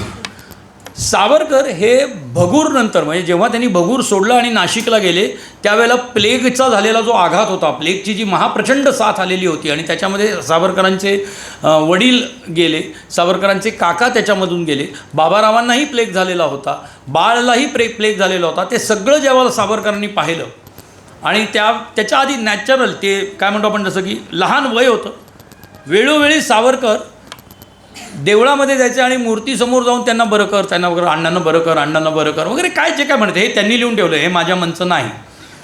आणि वेळोवेळी काय म्हणतो आपण, करुणा बाकायचे, खूप काहीतरी मागायचे. आणि जेव्हा त्यांच्या लक्षात आलं, जेव्हा अण्णा निवर्तले आणि त्या प्लेगमधनं स्वतःच्या प्रयत्नामधून ज्या वेळेला शुश्रूषा करून त्यांनी ते कुटुंब सगळं, त्यांनी आणि येसूवहिनींनी बाबाराव आणि बाळला बाहेर काढलं, त्यावेळेला त्याच्यानंतर अशा पद्धतीने गाभाऱ्यात जाऊन देवाकडे हात जोडून मागितल्याने काही मिळत नाही, यावरती सावरकरांचा ठाम विश्वास बसला. आणि सावरकर एका अर्थी निरीश्वरवादी झाले नाही, तर मूर्तीच्या विरोध म्हणजे मूर्तीवरती त्यांचा विश्वास उडाला. एखाद्या मूर्तीमुळे काही घडतं, मूर्तीमध्ये ईश्वरत्व असतं, मूर्तीमध्ये देवत्व असतं, याबद्दलचा त्यांचा विश्वास संपला. त्यांचा नियतीवर विश्वास होता, त्यांचा नियतीच्या शक्तीवर विश्वास होता, ईश्वर नावाच्या प्रेरणेवर त्यांचा विश्वास होता. ती एक प्रेरणा आहे, ते एक काय म्हणतो शाश्वत मूल्य आहे, त्या शाश्वततेवर त्यांचा विश्वास होता. पण ते काही सगळं एका मूर्तीमध्ये असतं याच्यावरती त्यांचा विश्वास नव्हता. म्हणजे मला ते वाचताना गंमत वाटली ते जेव्हा त्यांनी लिहिलं त्यावेळेला. कारण ज्या वेळेला 18 एप्रिल 1898 रोजी दामोदर हरी चापेकरांना फाशी दिलं आणि 2 दिवसानंतर ही बातमी ज्यावेळेला केसरीमधून त्यांना भगूरला कळली, त्यावेळेला तिरमिरीत अष्टभुजेच्या मूर्तीसमोर जाऊन त्यांनी जी शपथ घेतली, ती शपथ मात्र 26 फेब्रुवारी 1966 पर्यंत ते जगले की या राष्ट्राचं स्वातंत्र्य प्राप्त करण्यासाठी सशस्त्र क्रांतीचा केतू उभारून लढता लढता शत्रूस मारे तो झुंजेन, यामध्ये अपयशी झालो तर चापेकरांसारखा बलिवेदीवर चढीन, अन्यथा यशस्वी झालो तर शिवरायांसारखा माझ्या मातृभूच्या मस्तकावर स्वराज्याचा अभिषेक करीन. हा नाटकातला डायलॉग नाही, पण तो ज्या नाट्यपूर्ण रीतीने 14 वर्षाच्या सावरकरांनी अष्टभुजेसमोर घेतला, हे काव्य नाही आहे तर दुसरं काय आहे. ज्या पद्धतीची शपथ त्यांनी घेतली आणि त्या शपथेला आयुष्यभर तत्त्व असल्याप्रमाणे त्यांनी जपून ठेवलं आणि त्याप्रमाणे ते जगले. तर फर्ग्युसनच्या हॉस्टेलमध्ये ज्यावेळेला विद्यार्थ्यांनी सांगितलं त्यावेळेला ते म्हणले आपण दत्ताची आरती, देवीची आरती करूयात. म्हणले करण्याबद्दल काही नाही, पण खरं काही 100 वर्षापूर्वी एक देवतुल्य व्यक्तिमत्व आपल्याला दिशा देऊन गेलेलं आहे, आपल्याला काही शिकवण देऊन गेलेलं आहे, अशा देवतेची आपण आरती का नको करायला. त्या मुलांना काही कळलं नाही. म्हणजे त्याच्यामध्ये श्रीकृष्ण परांजपे होते, सगळे होते. ते म्हणजे काय म्हणतोयस तू तात्या. ते म्हणले आपण शिवाजी महाराजांची आरती केली पाहिजे, शिवाजी महाराजांना आपण पूजलं पाहिजे, शिवाजी महाराजांना आपण जाणलं पाहिजे, शिवाजी महाराजांना आपण अभ्यासलं पाहिजे, शिवाजी महाराज आपण अंशांनी आपल्यात आणले पाहिजेत. कारण आज आपलं राष्ट्र पारतंत्र्यात आहे. इंग्रजांनी आपल्या राष्ट्राला पारतंत्र्यात ढकलून दिलेलं आहे आणि ते स्वतंत्र करणं ही काळाची गरज आहे. आणि संपूर्ण राजकीय स्वातंत्र्य हेच आपल्या अभिनव भारताचं ध्येय आहे. आणि हे जेव्हा जेव्हा जिथे जिथे ज्या पद्धतीने शक्य असेल त्या पद्धतीने लोकांना ओरडून, म्हणजे त्यांच्याच भाषणामधनं सांगायचं झालं तर फाशीच्या खांबावरून आणि तुरुंगाच्या भिंतीवरून ओरडून हे लोकांना सांगितलं पाहिजे, तरच लोक क्रांतीसाठी उद्युक्त होतील, तयार होतील. आणि म्हणून आपण शिवाजी महाराजांची आरती म्हटली पाहिजे. ते म्हणजे पण कुठे म्हणजे तोपर्यंत शिवाजी महाराजांची आरती कोणीही केलेली नव्हती. ते म्हणले मी करतो. आणि इतके उत्स्फूर्त कवी होते की एक दिवसामध्ये सावरकरांनी 1 दिवसामध्ये आज अजरामर असलेली जी शिवरायांची आरती आहे ही एका दिवसात लिहिली होती. म्हणजे जर समजा गुरुवारी ती आरती म्हणायची असं ठरलेलं असेल तर बुधवारी दुपारी हॉस्टेलमध्ये बसले. हॉस्टेलची खोली जी आजही आमच्या फर्ग्युसन कॉलेजमध्ये, मी स्वतः एक्स फर्ग्युसनियन आहे, फर्ग्युसनचा माजी विद्यार्थी असल्यामुळे खूप वेगळा अभिमान मला आहे. आम्ही आजही ती हॉस्टेलमधली खोली 28 मे आणि 26 फेब्रुवारीला सर्वांसाठी उघडी असते. पण आपण पुन्हा मध्ये कधीतरी आलो आणि प्रवासी असलो आणि आपण जर ऑफिसमध्ये चौकशी केली तर आपल्याला आज जाऊन त्यांच्या काही वस्तूंचं, त्या सगळ्या गोष्टींचं आणि त्या खोलीचं, ती वास्तू आपल्याला काहीतरी देते. म्हणजे या व्याख्यानामधलं काही नाही तर आत्ताचा हा जो माझा छोटा पॅरेग्राफ आहे तो ऐकून तुम्ही, हे जे काय मी बोलतो आहे तो ऐकून तुम्ही गेलात तर तुम्हाला जाणवेल की अरे खरंच तात्या इथे कुठेतरी बसला असणार आहे. पॅडवरती इकडं कुठेतरी जे काय फुसक्या बसेल आणि पेन्सिलनी हे लिहिलेलं असणार आहे, जयदेव जयदेव जय जय शिवराया, या अनन्य शरण्या आर्या ताराया, जयदेव जयदेव जय शिवराया. अशा पद्धतीचं काव्य इतक्या उत्स्फूर्तपणे, काव्य कुठलं हे होतं की जे नंतर लोकांच्या मुखामध्ये पिढ्यानपिढ्या, कारण जोपर्यंत शिवराय आपल्याला प्रेरणा देत राहणार आहेत तोपर्यंत ही आरती कधीही संपणार नाही आहे. ही आरती त्यांच्या बरोबरीने, जसे शिवाजी महाराज आपल्या मनामध्ये अजरामर झालेले आहेत तसंच सावरकरांनी रचलेलं शिवरायांची स्तुती करणारं हे आरतीरूप काव्य हे तितकंच अजरामर झालेलं आहे. आणि मला असं वाटतं की मराठी काव्यामध्ये, मराठी काव्याच्या सारस्वतामध्ये ही फार मोठी मोलाची देणगी दिलेली आहे की आपल्या शिवाजी महाराजांची इतकी सुंदर आणि अर्थपूर्ण आरती की ज्या आरतीच्या प्रत्येक कडव्यामध्ये शिवाजी महाराजांचं कार्य, शिवाजी महाराजांचं व्यक्तिमत्व, शिवाजी महाराजांचे विचार आणि शिवाजी महाराजांनी रचलेल्या इतिहासाची साक्ष आपल्याला त्यातल्या शब्दांमधून मिळत राहते. म्हणून ते काव्य ग्रेट आहे. आणि त्याच्यानंतर त्यांनी शिवाजी महाराजांवर रचलेलं दुसरं जे गीत आहे हे हिंद नृसिंहा प्रभो शिवाजी राजा. इतके सुंदर शब्द, इतके देखणे शब्द, इतकी देखणी रचना. म्हणजे मी म्हणतो हे कवितेमधलं लावण्य आहे. ज्या पद्धतीचं हे हिंद नृसिंहा प्रभो शिवाजी राजा आहे किंवा जयोस्तुते हे जसं गीत आहे, हे लावण्यवती काव्य आहे असं मला वाटतं. इतकं सुंदर, इतकं मोहक, प्रेमात पडावं असं काव्य हे केवळ भावनेच्या एका आधारावरती, आणि मी जसं म्हणलो तसं की सेल्फ मेड कवी, कुठलाही कोणाचाही नाही, आपला आधार घेऊन रचलेलं काव्य, आपल्या विचारांच्या मागोवा घेत रचलेलं कार्य. आणि माझं समाजाप्रती राष्ट्राप्रती काही देणं आहे, ते जसं मी माझं रक्त देऊन देणार आहे, जसं मी बलिदान देऊन देणार आहे, तसं मी माझ्या शब्दरूपाने हे देणं लोकांपर्यंत पोचवणार आहे. त्यासाठी त्यांनी लेखनाचा हा अख्खा प्रपंच रचलेला होता. सावरकरांनी अभिनव भारताच्या याच्यानंतर ज्या वेळेला पुण्यामधून ते पुढे शिकून लंडनला गेले, मी मुद्दाम त्यांच्या लेखनाच्या प्रवासामधनंच घडत गेलेल्या काही ऐतिहासिक घटनांचा मागोवा घेणार आहे. हे काय आपण सावरकरांचं चरित्र सांगत नाही आहोत, जिथे जिथे लेखनाचे विशिष्ट टप्पे आहेत त्या पद्धतीने मी सांगत जाणार आहे की सावरकरांनी, म्हणजे सावरकर उत्तम बातमीदार होते. म्हणजे सावरकरांनी पार्ट टाईम नोकरी केलेली होती ज्यावेळेला ते लंडनला होते. त्यावेळेला लंडनमध्ये घडणाऱ्या घटनांची 15 दिवसानंतरची बातमीपत्र, लंडनची बातमीपत्र या नावाचं पुस्तक आहे सावरकरांचं, की त्यांनी वेळोवेळी तिकडं राहिलेले असताना तिथं घडलेल्या घटनांचा एक हे केसरीमध्ये आणि काळमध्ये ते देत होते. त्याला काय पार्ट टाईम जॉब असल्यामुळे काही अमाऊंटही मिळत होती, शिवाय त्यांना शिष्यवृत्तीही होती. म्हणजे तिथला खर्च निभावण्यासाठी, हे करण्यासाठी सावरकरांनी हे केलेलं होतं. परंतु इतकी छान बातमीपत्र आणि त्या बातमीपत्रामधली सुद्धा त्यांची शैली अत्यंत ओघवती आहे. म्हणजे तुम्ही ज्यावेळेला वाचाल साहित्यिक, म्हणजे ज्यावेळेला मराठी आणि सावरकर असं ज्यावेळेला आपण करतो त्यावेळेला हे लिहिणं, हे सांगणं गरजेचं आहे की इतके सुंदर मराठी भाषेची वाक्यरचना, म्हणजे जशी आपण खांडेकरांच्या ययातीमध्ये असं म्हणतो की इतकी काय म्हणतो, ज्याला आपण आदर्शवत मराठीची वाक्यरचना, व्याकरणिक वाक्यरचना, किंवा नासी फडक्यांच्या बाबतीतसुद्धा आपण असं म्हणतो की व्याकरणिक वाक्यरचना, आदर्शवत वाक्यरचना, तशीच सावरकरांची, स्वातंत्र्यवीर विनायक दामोदर सावरकरांची मराठी संहितेची, लिखाणाची जी वाक्यरचना होती ती अतिशय सुंदर होती.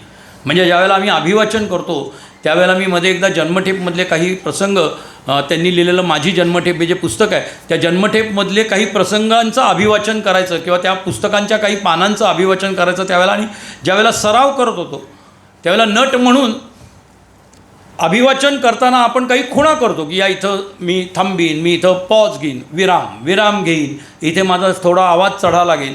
असं करता करता म्हणजे जन्मठेपमध्ये अशी 6 ते 7 वाक्य मला पहिल्या 70-80 पानांमध्येच आढळली. 70 ते 72 शब्द झाल्याशिवाय फुलस्टॉपच नव्हता. 72 शब्द कसे म्हणायचे एका दमात? म्हणजे एक तर मी फिट येऊन पडलो असतो किंवा प्रेक्षक उठून गेले असते, बापरे थांबा इंटरव्हल नंतर पुढचे ऐकू, 35 आत्ताच म्हण, नंतरचं पुढं ऐकू म्हणले असते.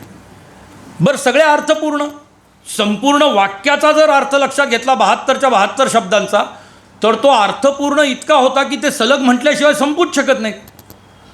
आणि एकापुढे एक. आणि बरं, सावरकरांची मराठी ही आपल्यासारखी प्युअर नव्हती, ती खरंच प्युअर होती, शुद्ध होती. तर इतकी शुद्ध मराठी ऐकायचं जाऊ दे, वाचतानाच फॅफ्या उडत होती, वाचतानाच दमछाक होत होती. अशा पद्धतीच्या मराठी भाषा. म्हणजे माझी जन्मठेप हे जसं आत्मवृत्त किंवा आत्मचरित्रामध्ये मी काही म्हणजे मला आवडणारे जे आहे, जसं विश्राम बेडेकरांचं 1 झाड 2 पक्षी नावाचं आत्मचरित्र मला भयंकर आवडतं, की इतकं थेट, इतकं छान, इतकं सुंदर पद्धतीने, इतकं निर्लेप पद्धतीने स्वतःच्या आयुष्यात, म्हणूनच त्याचं नाव 1 झाड 2 पक्षी ठेवलेलं आहे. एक पक्षी स्वतः विश्राम सावरकर, आपलं विश्राम बेडेकर, आणि दुसरा पक्षी हा विश्राम बेडेकरांकडे तटस्थ वृत्तीने बघणारा, आणि त्या दोघांच्यातला संवाद, अशा पद्धतीची रचना करून लिहिलेलं ते आत्मचरित्र.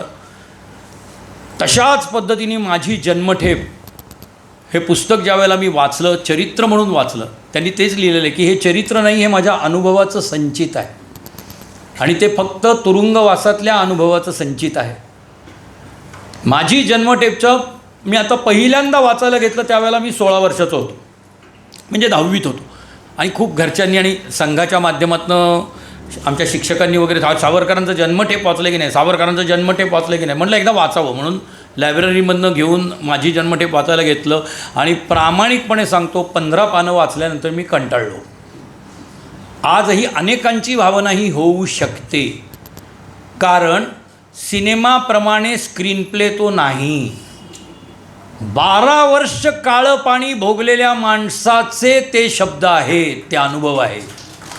12 वर्ष काळं पाणी म्हणतोय, त्याच्यापुढं आणखीन 13 वर्ष ते स्थानबद्धतेत होते. अशी त्यांनी 25 वर्षाची शिक्षा भोगलेली आहे, 2 जन्मठेपांपैकी एक. तर त्यामुळे मला 20-25 पानं वाचल्यानंतर कंटाळा यायला लागला. कारण काय व्हायचं, एक पान वाचल्यानंतर आता काय वाचलं बुवा आपण, मग पुन्हा मागच्यापासून परत सुरुवात करायची. मग मी कंटाळलो आणि मग नंतर थेट मी TYला ज्या वेळेला डिप्लोमाला होतो त्यानंतर वाचायला घेतलं. तोपर्यंत बौद्धिक नाही पण एक काय म्हणतो क्षमता आली, पेशन्स आला माझ्यामध्ये की वाचू बाबा आता पूर्ण. आणि लाजे खातर की मी तोपर्यंत नाटकाबिटकात कामं करायला लागलेलो होतो, लोकांना सांगायला लागलेलो होतो, मग आपल्याला कळलं पाहिजे ना. नाही तर आपण म्हणजे पु ल देशपांड्यांच्या व्यक्ती आणि वल्लीमधलं लखू रिजबूड नाही होता कामा. प्रस्तावना आणि मागचं पान वाचायचं आणि पुस्तक वाचल्याच्या थाटात बोलायचं, असं आपल्या बाबतीत नाही होता कामा. म्हणून ते वाचलं. ते वाचताना मग तोपर्यंत मला ही सवय लागली होती की पहिल्या पानापासून म्हणजे कॉपीराईट कोणाचं आहे, हे कोण आहे, तिथपासून पुस्तक वाचायला सुरुवात करायची. आणि जे माझ्याकडनं राहून गेलं होतं ते पहिल्या काही पानांवरती सावरकरांनी या पुस्तक वाचण्याच्या बाबतीतली भावना स्वतःच लेखक म्हणून लिहून ठेवलेली आहे. ती अशी आहे की हे पुस्तक वाचताना जर तुम्हाला कंटाळा आला, हे पुस्तक वाचताना जर तुम्हाला नकोसं झालं, तर फक्त हा विचार करा की 11 वर्ष यातलं आयुष्य जगताना आम्हाला काय झालं असेल. आणि तिथं कानाला हात लावला, खरंच काय झालं असेल. आणि मग त्या या जन्मठेपची कथा आणि हे सांगायच्या आधी मी लंडनच्या या बातमीपत्रामध्ये मराठीमध्ये बातमीपत्रांची भर घातलेली आहे. म्हणजे त्याच्यामध्ये सावरकरांनी ब्रिटिश संसदेमधल्या अर्थसंकल्पावर, आता सावरकरांच्या बाबतीत एक आक्षेप असाही घेतला होता, ते काय ते बॉम्ब गोळेवाले होते, नुसते हातात शस्त्र घेतली आणि हे होते, नाही. त्यांचा अर्थशास्त्रावर अतिशय उत्तम अभ्यास होता आणि त्यांनी अनुभव म्हणजे प्रत्यक्ष ॲटली किंवा चर्चिल यांची भाषणं, यांच्यामधले वादविवाद हे ब्रिटिश संसदेमध्ये अधिवेशन चालू असताना खास पास काढून जाऊन बघितलेले होते, हे लक्षात ठेवा, अनुभवले होते. त्याची बातमीपत्र केसरीला पाठवलेली होती, ती छापली गेलेली आहेत. लंडनची बातमीपत्र नावाचं एक 50-75-100 पानी पुस्तक आहे. त्याच्यामध्ये त्यांनी लिहिलेलं सगळं डॉक्युमेंटेड आहे आणि त्याच्यातलंही मराठी वाचा. म्हणजे ती बातमीपत्र म्हणून सुद्धा, कारण बातमीपत्र म्हणजे समोर काय पाहिलं ह्याच्या बरोबरीने मला काय वाटलं हेही विश्लेषण असतं. मला नेहमी असं वाटतं की कुठल्याही बातमीदारांनी अशा पद्धतीने एखाद्या घटनेवरती, प्रसंगावरती, एखाद्या ॲक्सिडेंटवरती, आत्ता असं झालं 2 जणांची धडक झाली, दोघांनी एकमेकांचा गळा पकडला, आजूबाजूची माणसं आली आणि हे केलं आणि मग पोलीस तिथे आले, त्यांनी त्याच्यामध्ये हस्तक्षेप केला, दोन्ही वाहनं बाजूला सारली आणि मग ट्रॅफिक जाम झालेला होता तो सुरळीत झाला वगैरे, या बातम्या झाल्या. ह्याच्यामध्ये काय विश्लेषण करणार, रोजच बघतो आपण. पण ज्यावेळेला तुम्ही काही सामाजिक राजकीय स्वरूपाच्या एखाद्या गोष्टीवरती बातमी देता त्यावेळेला स्वतःच्या खोल विचार मंथनाचं विश्लेषण सुद्धा त्याच्यात आलं पाहिजे, जे सावरकरांचं त्या लंडनच्या बातमीपत्रामधल्या सगळ्या बातमीपत्रांमध्ये आलेलं आहे. म्हणजे अगदी ज्या वेळेला 1857चा सुवर्ण महोत्सव साजरा केला त्यावेळेला तिथे अभिनव भारताच्या सर्व सदस्यांनी आपल्या कोटाच्या खिशावरती किंवा कोटावरती बॅचेस लावलेले होते त्या सुवर्ण महोत्सवाचं जाहिरात करणारे आणि हे. आणि त्यावेळेला तिथे ब्रिटिश नागरिकांना काय वाटलं किंवा महाविद्यालयामध्ये जात असताना तिथल्या प्राचार्यांना काय वाटलं किंवा हे करण्यामागचा आमचा उद्देश काय होता. मुळात 1857ला स्वातंत्र्य लढा हा विमर्श, हे नॅरेटिव्ह सावरकरांनी प्रस्थापित केलं आपल्या लिखाणामधनं. त्याच्या अगोदर जेत्यांनी म्हणजे ब्रिटिशांनी काय नॅरेशन दिलेलं होतं की हे शिपायांचं फसलेलं बंड आहे, याला शिपायांचं बंड बनवलेलं होतं. तसाच इतिहास रचला गेला होता, तशीच पुस्तकं होती.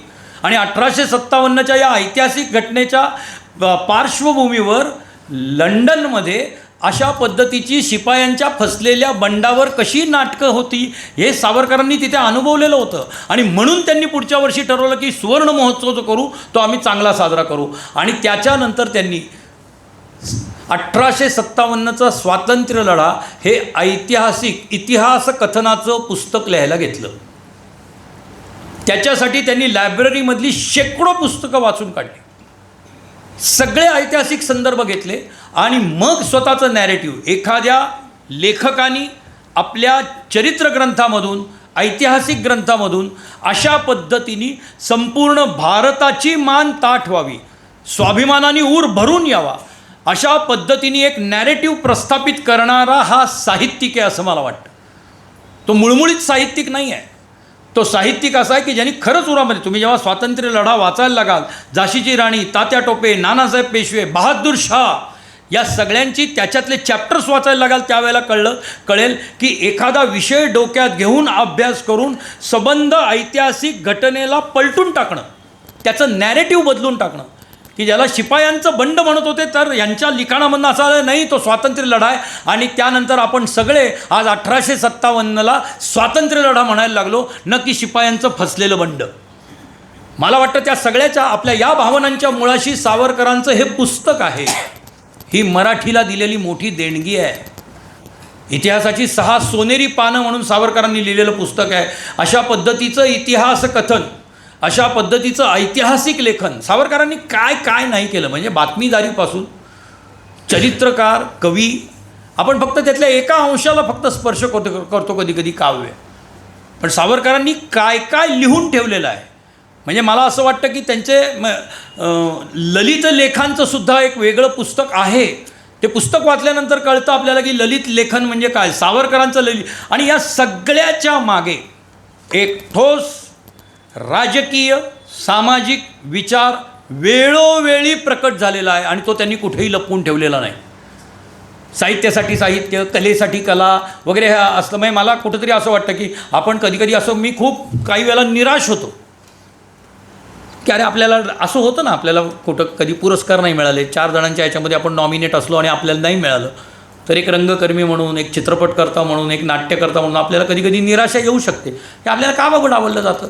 मग आपले 4 सोबती सांगतात, अरे तू ते सावरकरांवर वगैरे बोलतोस ना, त्यामुळे ते थोडं हे होतं असं, ते तुझे ते विचार थोडे ते नाही, नमस्ते सदा वत्सले वगैरे ते, त्यामुळं गडबड होते. आता तशी परिस्थिती नाही, पण तरी जवळजवळ 38 वर्षामधली 30 वर्ष मी हा अनुभव घेतलेला आहे. 38 वर्ष म्हणजे माझ्या कलाक्षेत्रातल्या वाटचालीचा. त्यावेळेला ज्यावेळेला मनामध्ये येतं त्यावेळेला मी आता विचार करतो की उगीच आपण तेव्हा निराश व्हायचो. हे होणार होतं, यांना काय झालं, यांच्यावरती केवढं आलं बालंट नंतर. म्हणजे ज्या वेळेला त्यांच्या विचारांनी, त्यांच्या वक्तृत्वानी, त्यांच्या लिखाणामधनं अभिनव भारतासारखी एक असं क्रांतिकारी नेटवर्क युरोपमध्ये आणि भारतामध्ये इतकं ॲक्टिव्ह झालं. म्हणजे आपण नीट वाचायला लागलं तर खरोखरी 1857 सारखा मोठा उठाव करण्याचा अभिनव भारताचा नक्की प्लॅन होता. ते कुठेही लिखित स्वरूपात नाही आहे. आणि सावरकर हे इतके हाडाचे क्रांतिकारक होते की त्यांनी कित्येक गोष्टी या दडवून ठेवल्या, शेवटपर्यंत दडवून ठेवल्या. म्हणजे धनंजय कीर ज्या वेळेला त्यांचं चरित्र लिहित होते, म्हणजे चरित्रनायक तेव्हा जिवंत होता, म्हणजे स्वतः सावरकर तेव्हा जिवंत होते. अनेकदा त्यांच्या बैठका व्हायच्या, त्यावेळेला कित्येकदा त्यांनी सांगितलं, म्हणजे त्यांचे जे हे 2 मित्र आहेत, शिष्टाचारी आणि दुसरे, ही त्यांना दिलेली टोपण नावं आहेत. ही नावं त्यांनी शेवटपर्यंत उद्धृत केली नाहीत. खरी नावं कुठली होती हे सांगितलं नाही, कारण त्यांनी त्यांना शब्द दिलेला होता की मी तुमची नावं खरी कधीही सांगणार नाही. कारण तुम्ही असं म्हटलेलं आहे की अभिनव भारताचं कार्य आम्ही करू, पण आमची नावं कुठेही येता कामा नाहीत. केशवानंद आणि शिष्टाचारी ही नावं ही टोपण नावं आहेत, ही खरी नावंच नाही आहेत. तर अशा पद्धतीचा हाडाचा क्रांतिकारक कित्येक डॉक्युमेंट्स त्यांनी मनामध्येच ठेवलेल्या होत्या. त्या डॉक्युमेंट्स उतरवल्या असत्या, त्या डॉक्युमेंट्स माझी जन्मटेपसारख्या जर लिहून काढल्या असत्या तर क्रांतीचा एक केवढा मोठा ऐवज आपल्याला मिळाला असता की जो आज आपण वाचून धन्य झालो असतो की काय माणसं देशाचं स्वातंत्र्य प्राप्त करण्यासाठी त्यावेळेला काम करत होती, किती काम करत होती. तर अशा सावरकरांना ज्या वेळेला म्हणजे काय वेदनेमधून, जेव्हा असं म्हणतो आपण की वेदनेमधून काव्य उमटतं, वेदने म्हणून शब्द उमटतात. कुठल्याही शाश्वत प्रसिद्ध कवितेच्या मागे त्या कवीच्या उरातली वेदना असते, पण तरीही त्यावेळेला ते एक देशगीत म्हणून प्रसिद्ध होतं. ते म्हणजे ने मजसी ने परत मातृभूमीला. पुन्हा एकदा चाल अप्रतिम आहे. आपल्याकडे फार गोंधळ होतो, आपण ना चालच गुणगुणायला लागतो, शब्दांना लक्ष दे, न न न न न न, ती चाल सुंदरच आहे, पण शब्द, कारण ते शब्द म्हणताना आणि ते शब्द त्या वृत्तामध्ये म्हणताना, म्हणजे जर प्रोज काव्य तुम्ही म्हणायला लागलात तर त्याचं वृत्त काय आहे हेच कळायला पहिला वेळ लागतो की हे म्हणायचं कसं बाबा. अशा पद्धतीचं वृत्त असलेलं, त्याच्यामागची भावना काय होती. तर प्रभाकर नावाचा त्यांचा मुलगा देवीच्या साथीमध्ये गेला होता, अशी तार आली होती. सगळे सहकारी तुरुंगवासात होते. बाबारावांना 25 वर्षाची शिक्षा झालेली होती, काळ्या पाण्याची, अंदमानला धाडण्यात आलेलं होतं. घराला जप्ती आलेली होती, सील ठोकलेलं होतं. संपूर्ण सावरकर कुटुंब परागांदा झाल्यासारखं होतं. नाशिकच्या स्मशानाच्या जवळच्या एका देवळामध्ये येसूवहिनी राहत होती, बाळ राहत होता. आणि कधीतरी कोणी शिधा आणून दिला, हे दिला, तर त्या पद्धती घरामध्ये चूल पेटत होती. अशी परिस्थिती. हे सगळ्या बातम्या ब्रायटनला ब्रॉन्कायटिसचा त्रास झाल्यानंतर हवा पालटासाठी म्हणून राहत असलेल्या सावरकरांना कळत होत्या. आणि तिथल्या किनाऱ्यावरती ते बसलेले असताना सहज गुणगुणताना, येणाऱ्या जाणाऱ्या लाटांकडे पाहताना त्या कवीच्या मनामध्ये आलं, ने मजसी ने परत मातृभूमीला, सागरा प्राण तळमळला. हे रचत असताना, हे गुणगुणत असताना निरंजन पाल म्हणजे बिपिनचंद्र पालांचे चिरंजीव हे त्यांच्यासोबत होते. आणि काय गुणगुणतोयस तात्या? आणि मग वाहत्या अश्रू, हे त्या निरंजन पालांनी लिहिलेलं वर्णन आहे की डोळ्यातून झरझर वाहणाऱ्या पाण्यांच्या सोबत तात्याच्या मुखातून, विनायकच्या मुखातून हे शब्दसुमनं बाहेर पडायला लागली आणि हे काव्य आलं.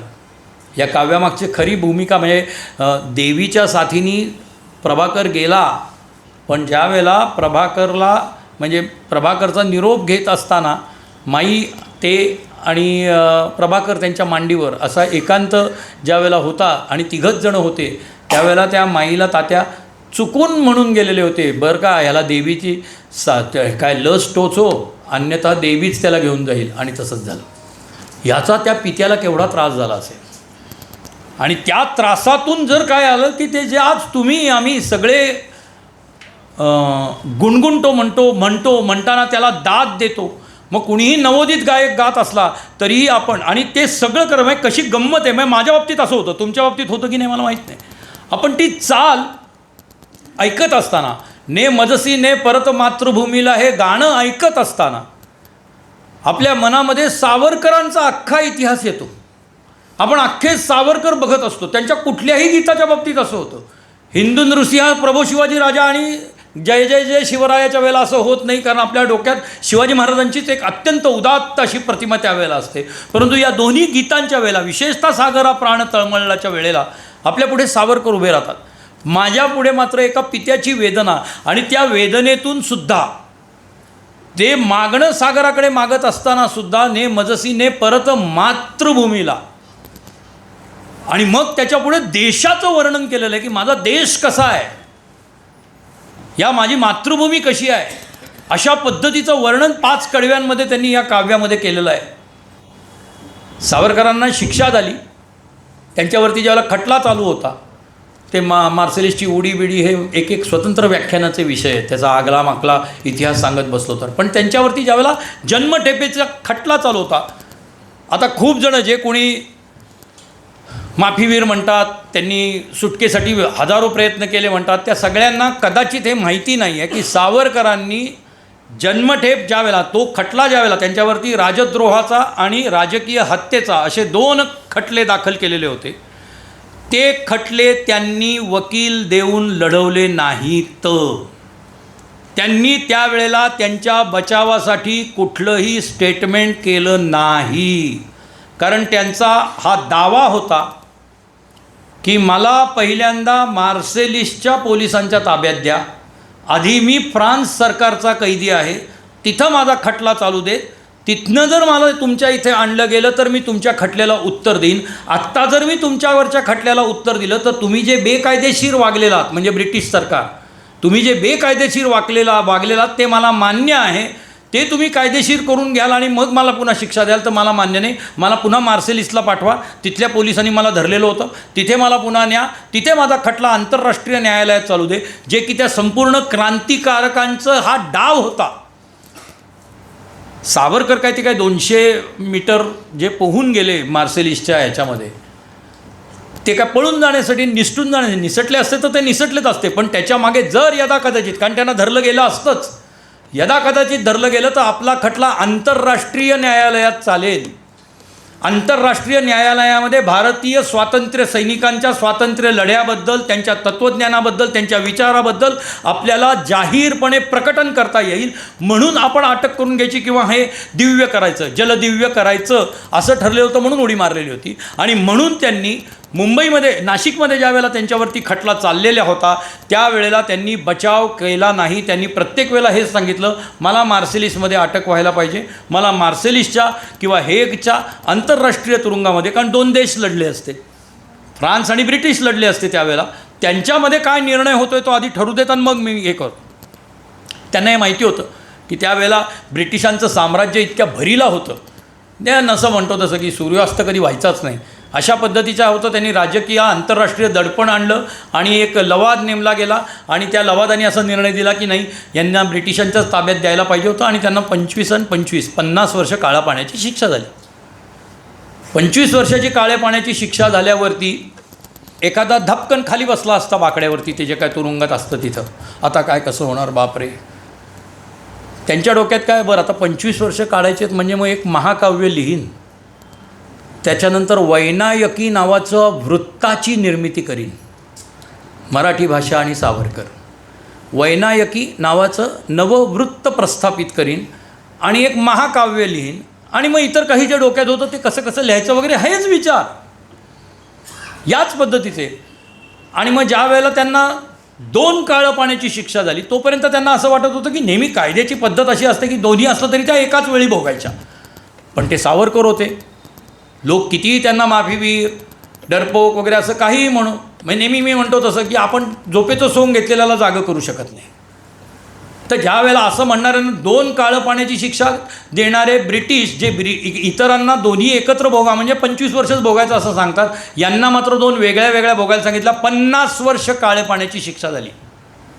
सुटकेचा दिवस 1961 होता, 1911 सालापासून अशा पद्धतीची शिक्षा झालेली होती. त्यावेळेला सावरकर फक्त म्हणले अच्छा म्हणजे आता 2 महाकाव्य लिहावी लागतील. महाकाव्य सावरकर आपण इतर म्हणतो एक असा क्रांतिकारक, पण मी असं म्हणतो की एक असा, माझा तो व्हिडिओ पण खूप व्हायरल झाला आत्ता परवा जेव्हा मी केला त्यावेळेला. सावरकर असे क्रांतिकारक होते, असे कवी होते, जगातले एकमेव कवी ज्यांना 50 वर्ष काळं पाण्याची शिक्षा झाली. सावरकर हे असे एकमेव कवी की ज्यांनी तुरुंगाच्या भिंतीवर आपल्या हातातल्या एका काट्यानी खिळ्यानी आणि त्यांनी दिसेन असं होतं त्यावेळेला वाढलेल्या नखांनी कोरून, चुन्यानी नखांनी कोरून काव्य रचलेलं होतं. ज्या वेळेला सावरकरांना तुरुंगवास सुरू झाला, त्यांचा एकांतवासात ठेवलेलं होतं, त्यावेळेला पहिल्याच आठवड्यामध्ये आंघोळीच्या स्नानाच्या निमित्तानं त्यांना सगळं वेगळं करायचं, इतर कैद्यांबरोबर त्यांना भेटूनच दिलं नाही. 6-6 महिने एकांतवास असायचा.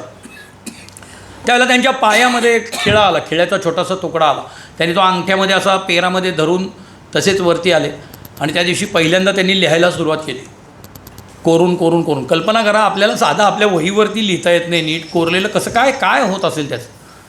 आणि त्यांची पद्धत अशी होती की 4ही भिंतींवर, सावरकर 5 फूट 3 इंच होते, त्याच्या पुढं साधारण 2-2.25 फुटाचा हात, तर असा आपण विचार करू की साधारण 5 फूट 9 इंचापर्यंत 6 फुटापर्यंत त्यांना लिहिता येत असेल, पण जिथपर्यंत वाचता येत होतं तेवढंच लिहायचं. बरं, आता त्याच्यातली गंमत अशी आहे की सकाळी आणि संध्याकाळचा थोडा वेळ, एवढाच वेळ लिखाणाला मिळायचे, कारण तिथं काही दिवे बिवे असले प्रकार, अंदमान सेल्युलर जेल बऱ्याच जणांनी बघितलेलं असेल, ते तीर्थस्थाने नसेल तर जायलाच पाहिजे असं मला वाटतं.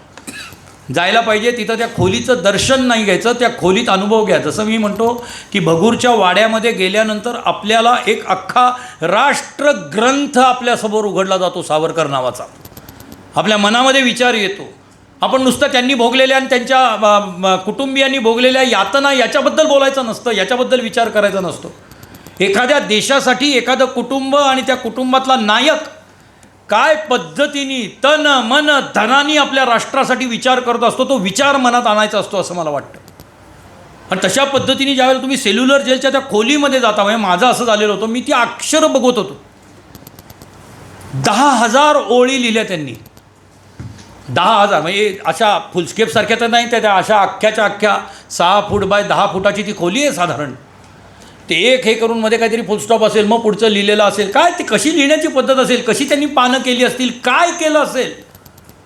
आणि तेही काट्याने कर, तो साधा तुरुंगाच्या कैद्यांसाठी केलेला चुनकळीचा गिलावा असणार आहे, कधीतरी अख्खाच्या अख्खा लिहिता लिहिता पापुद्रा पण पडला असणार आहे.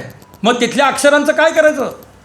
ते थोडीच आता सावरकर लिहिणार आहेत बरं का, छान जरा करूया, छान मस्त सुवाच्या अक्षरात, मग पुन्हा दुसरा एक कैदी येतोय, पुन्हा त्यांना मदत करतो, असं थोडी. कैदी गळ्यामध्ये 50 वर्ष शिक्षेचा बिल्ला अडकवलेला कैदी, अशा 10,000 ओळी त्यासुद्धा कशा लिहिल्या गेल्या. तिथं अशी पद्धत आहे, साधारण 6 महिन्यानंतर, 6 का 8 महिन्यानंतर ढेकणं, जळवा, पिसवा, उवा असले जे किडे असायचे त्याचा खूप प्रादुर्भाव तुरुंगामध्ये व्हायचा.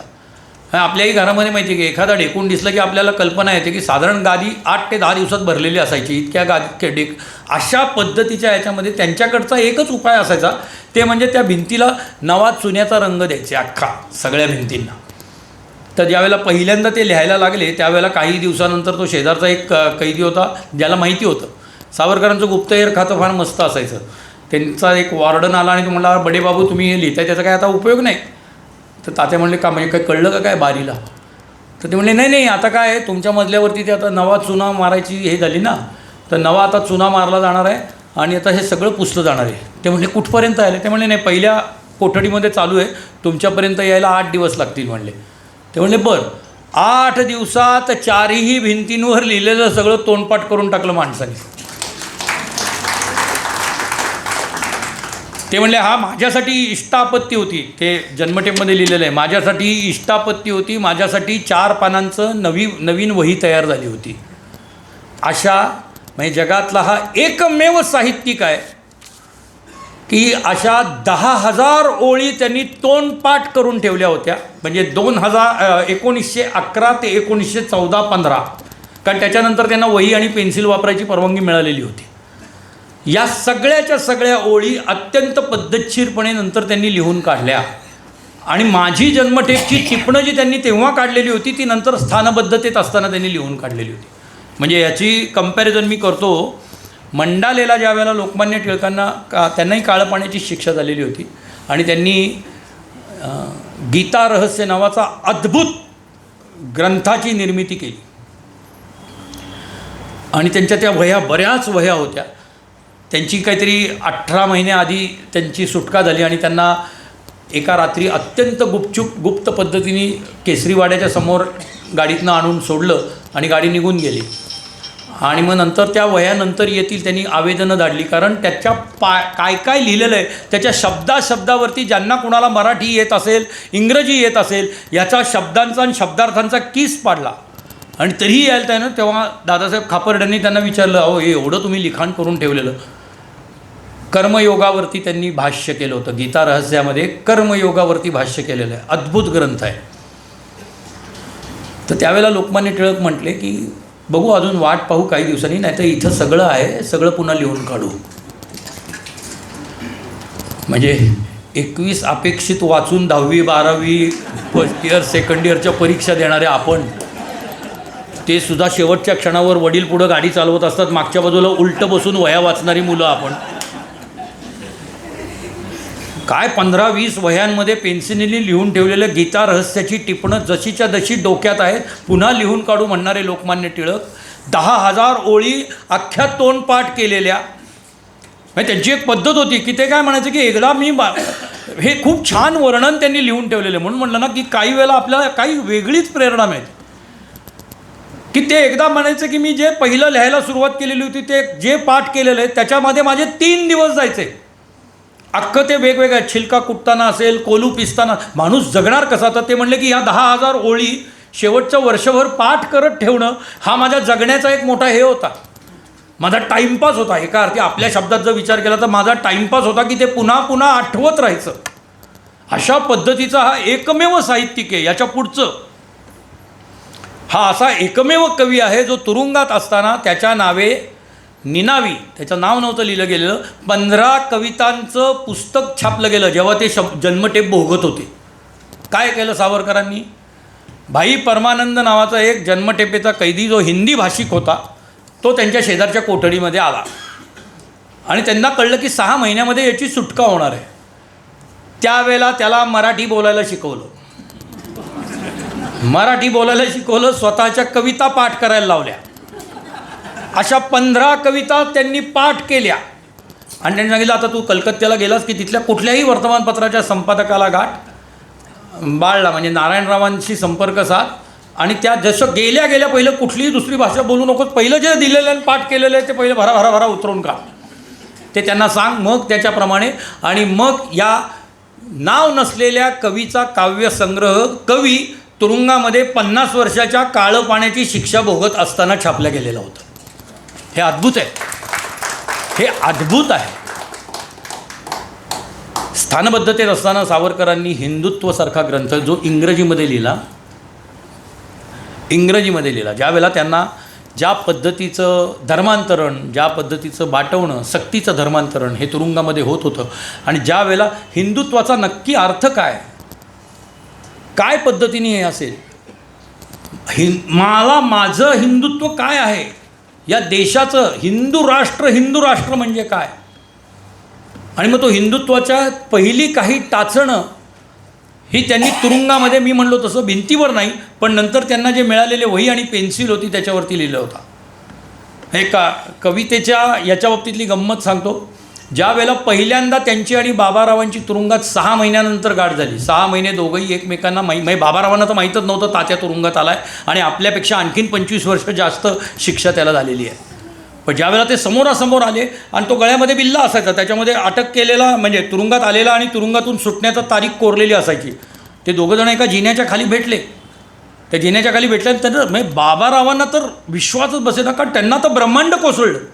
तात्या इथे कसा, तू इथे कसा, हा एकमेव प्रश्न. संबंध त्या भेटीमध्ये काय 1 मिनिटाची भेट असेल. सिनेमामध्ये 3.5-4 मिनिटाचा सीन दाखवला असणारे, पण शेवटी अहो काळं पाणी भोगत होते ते.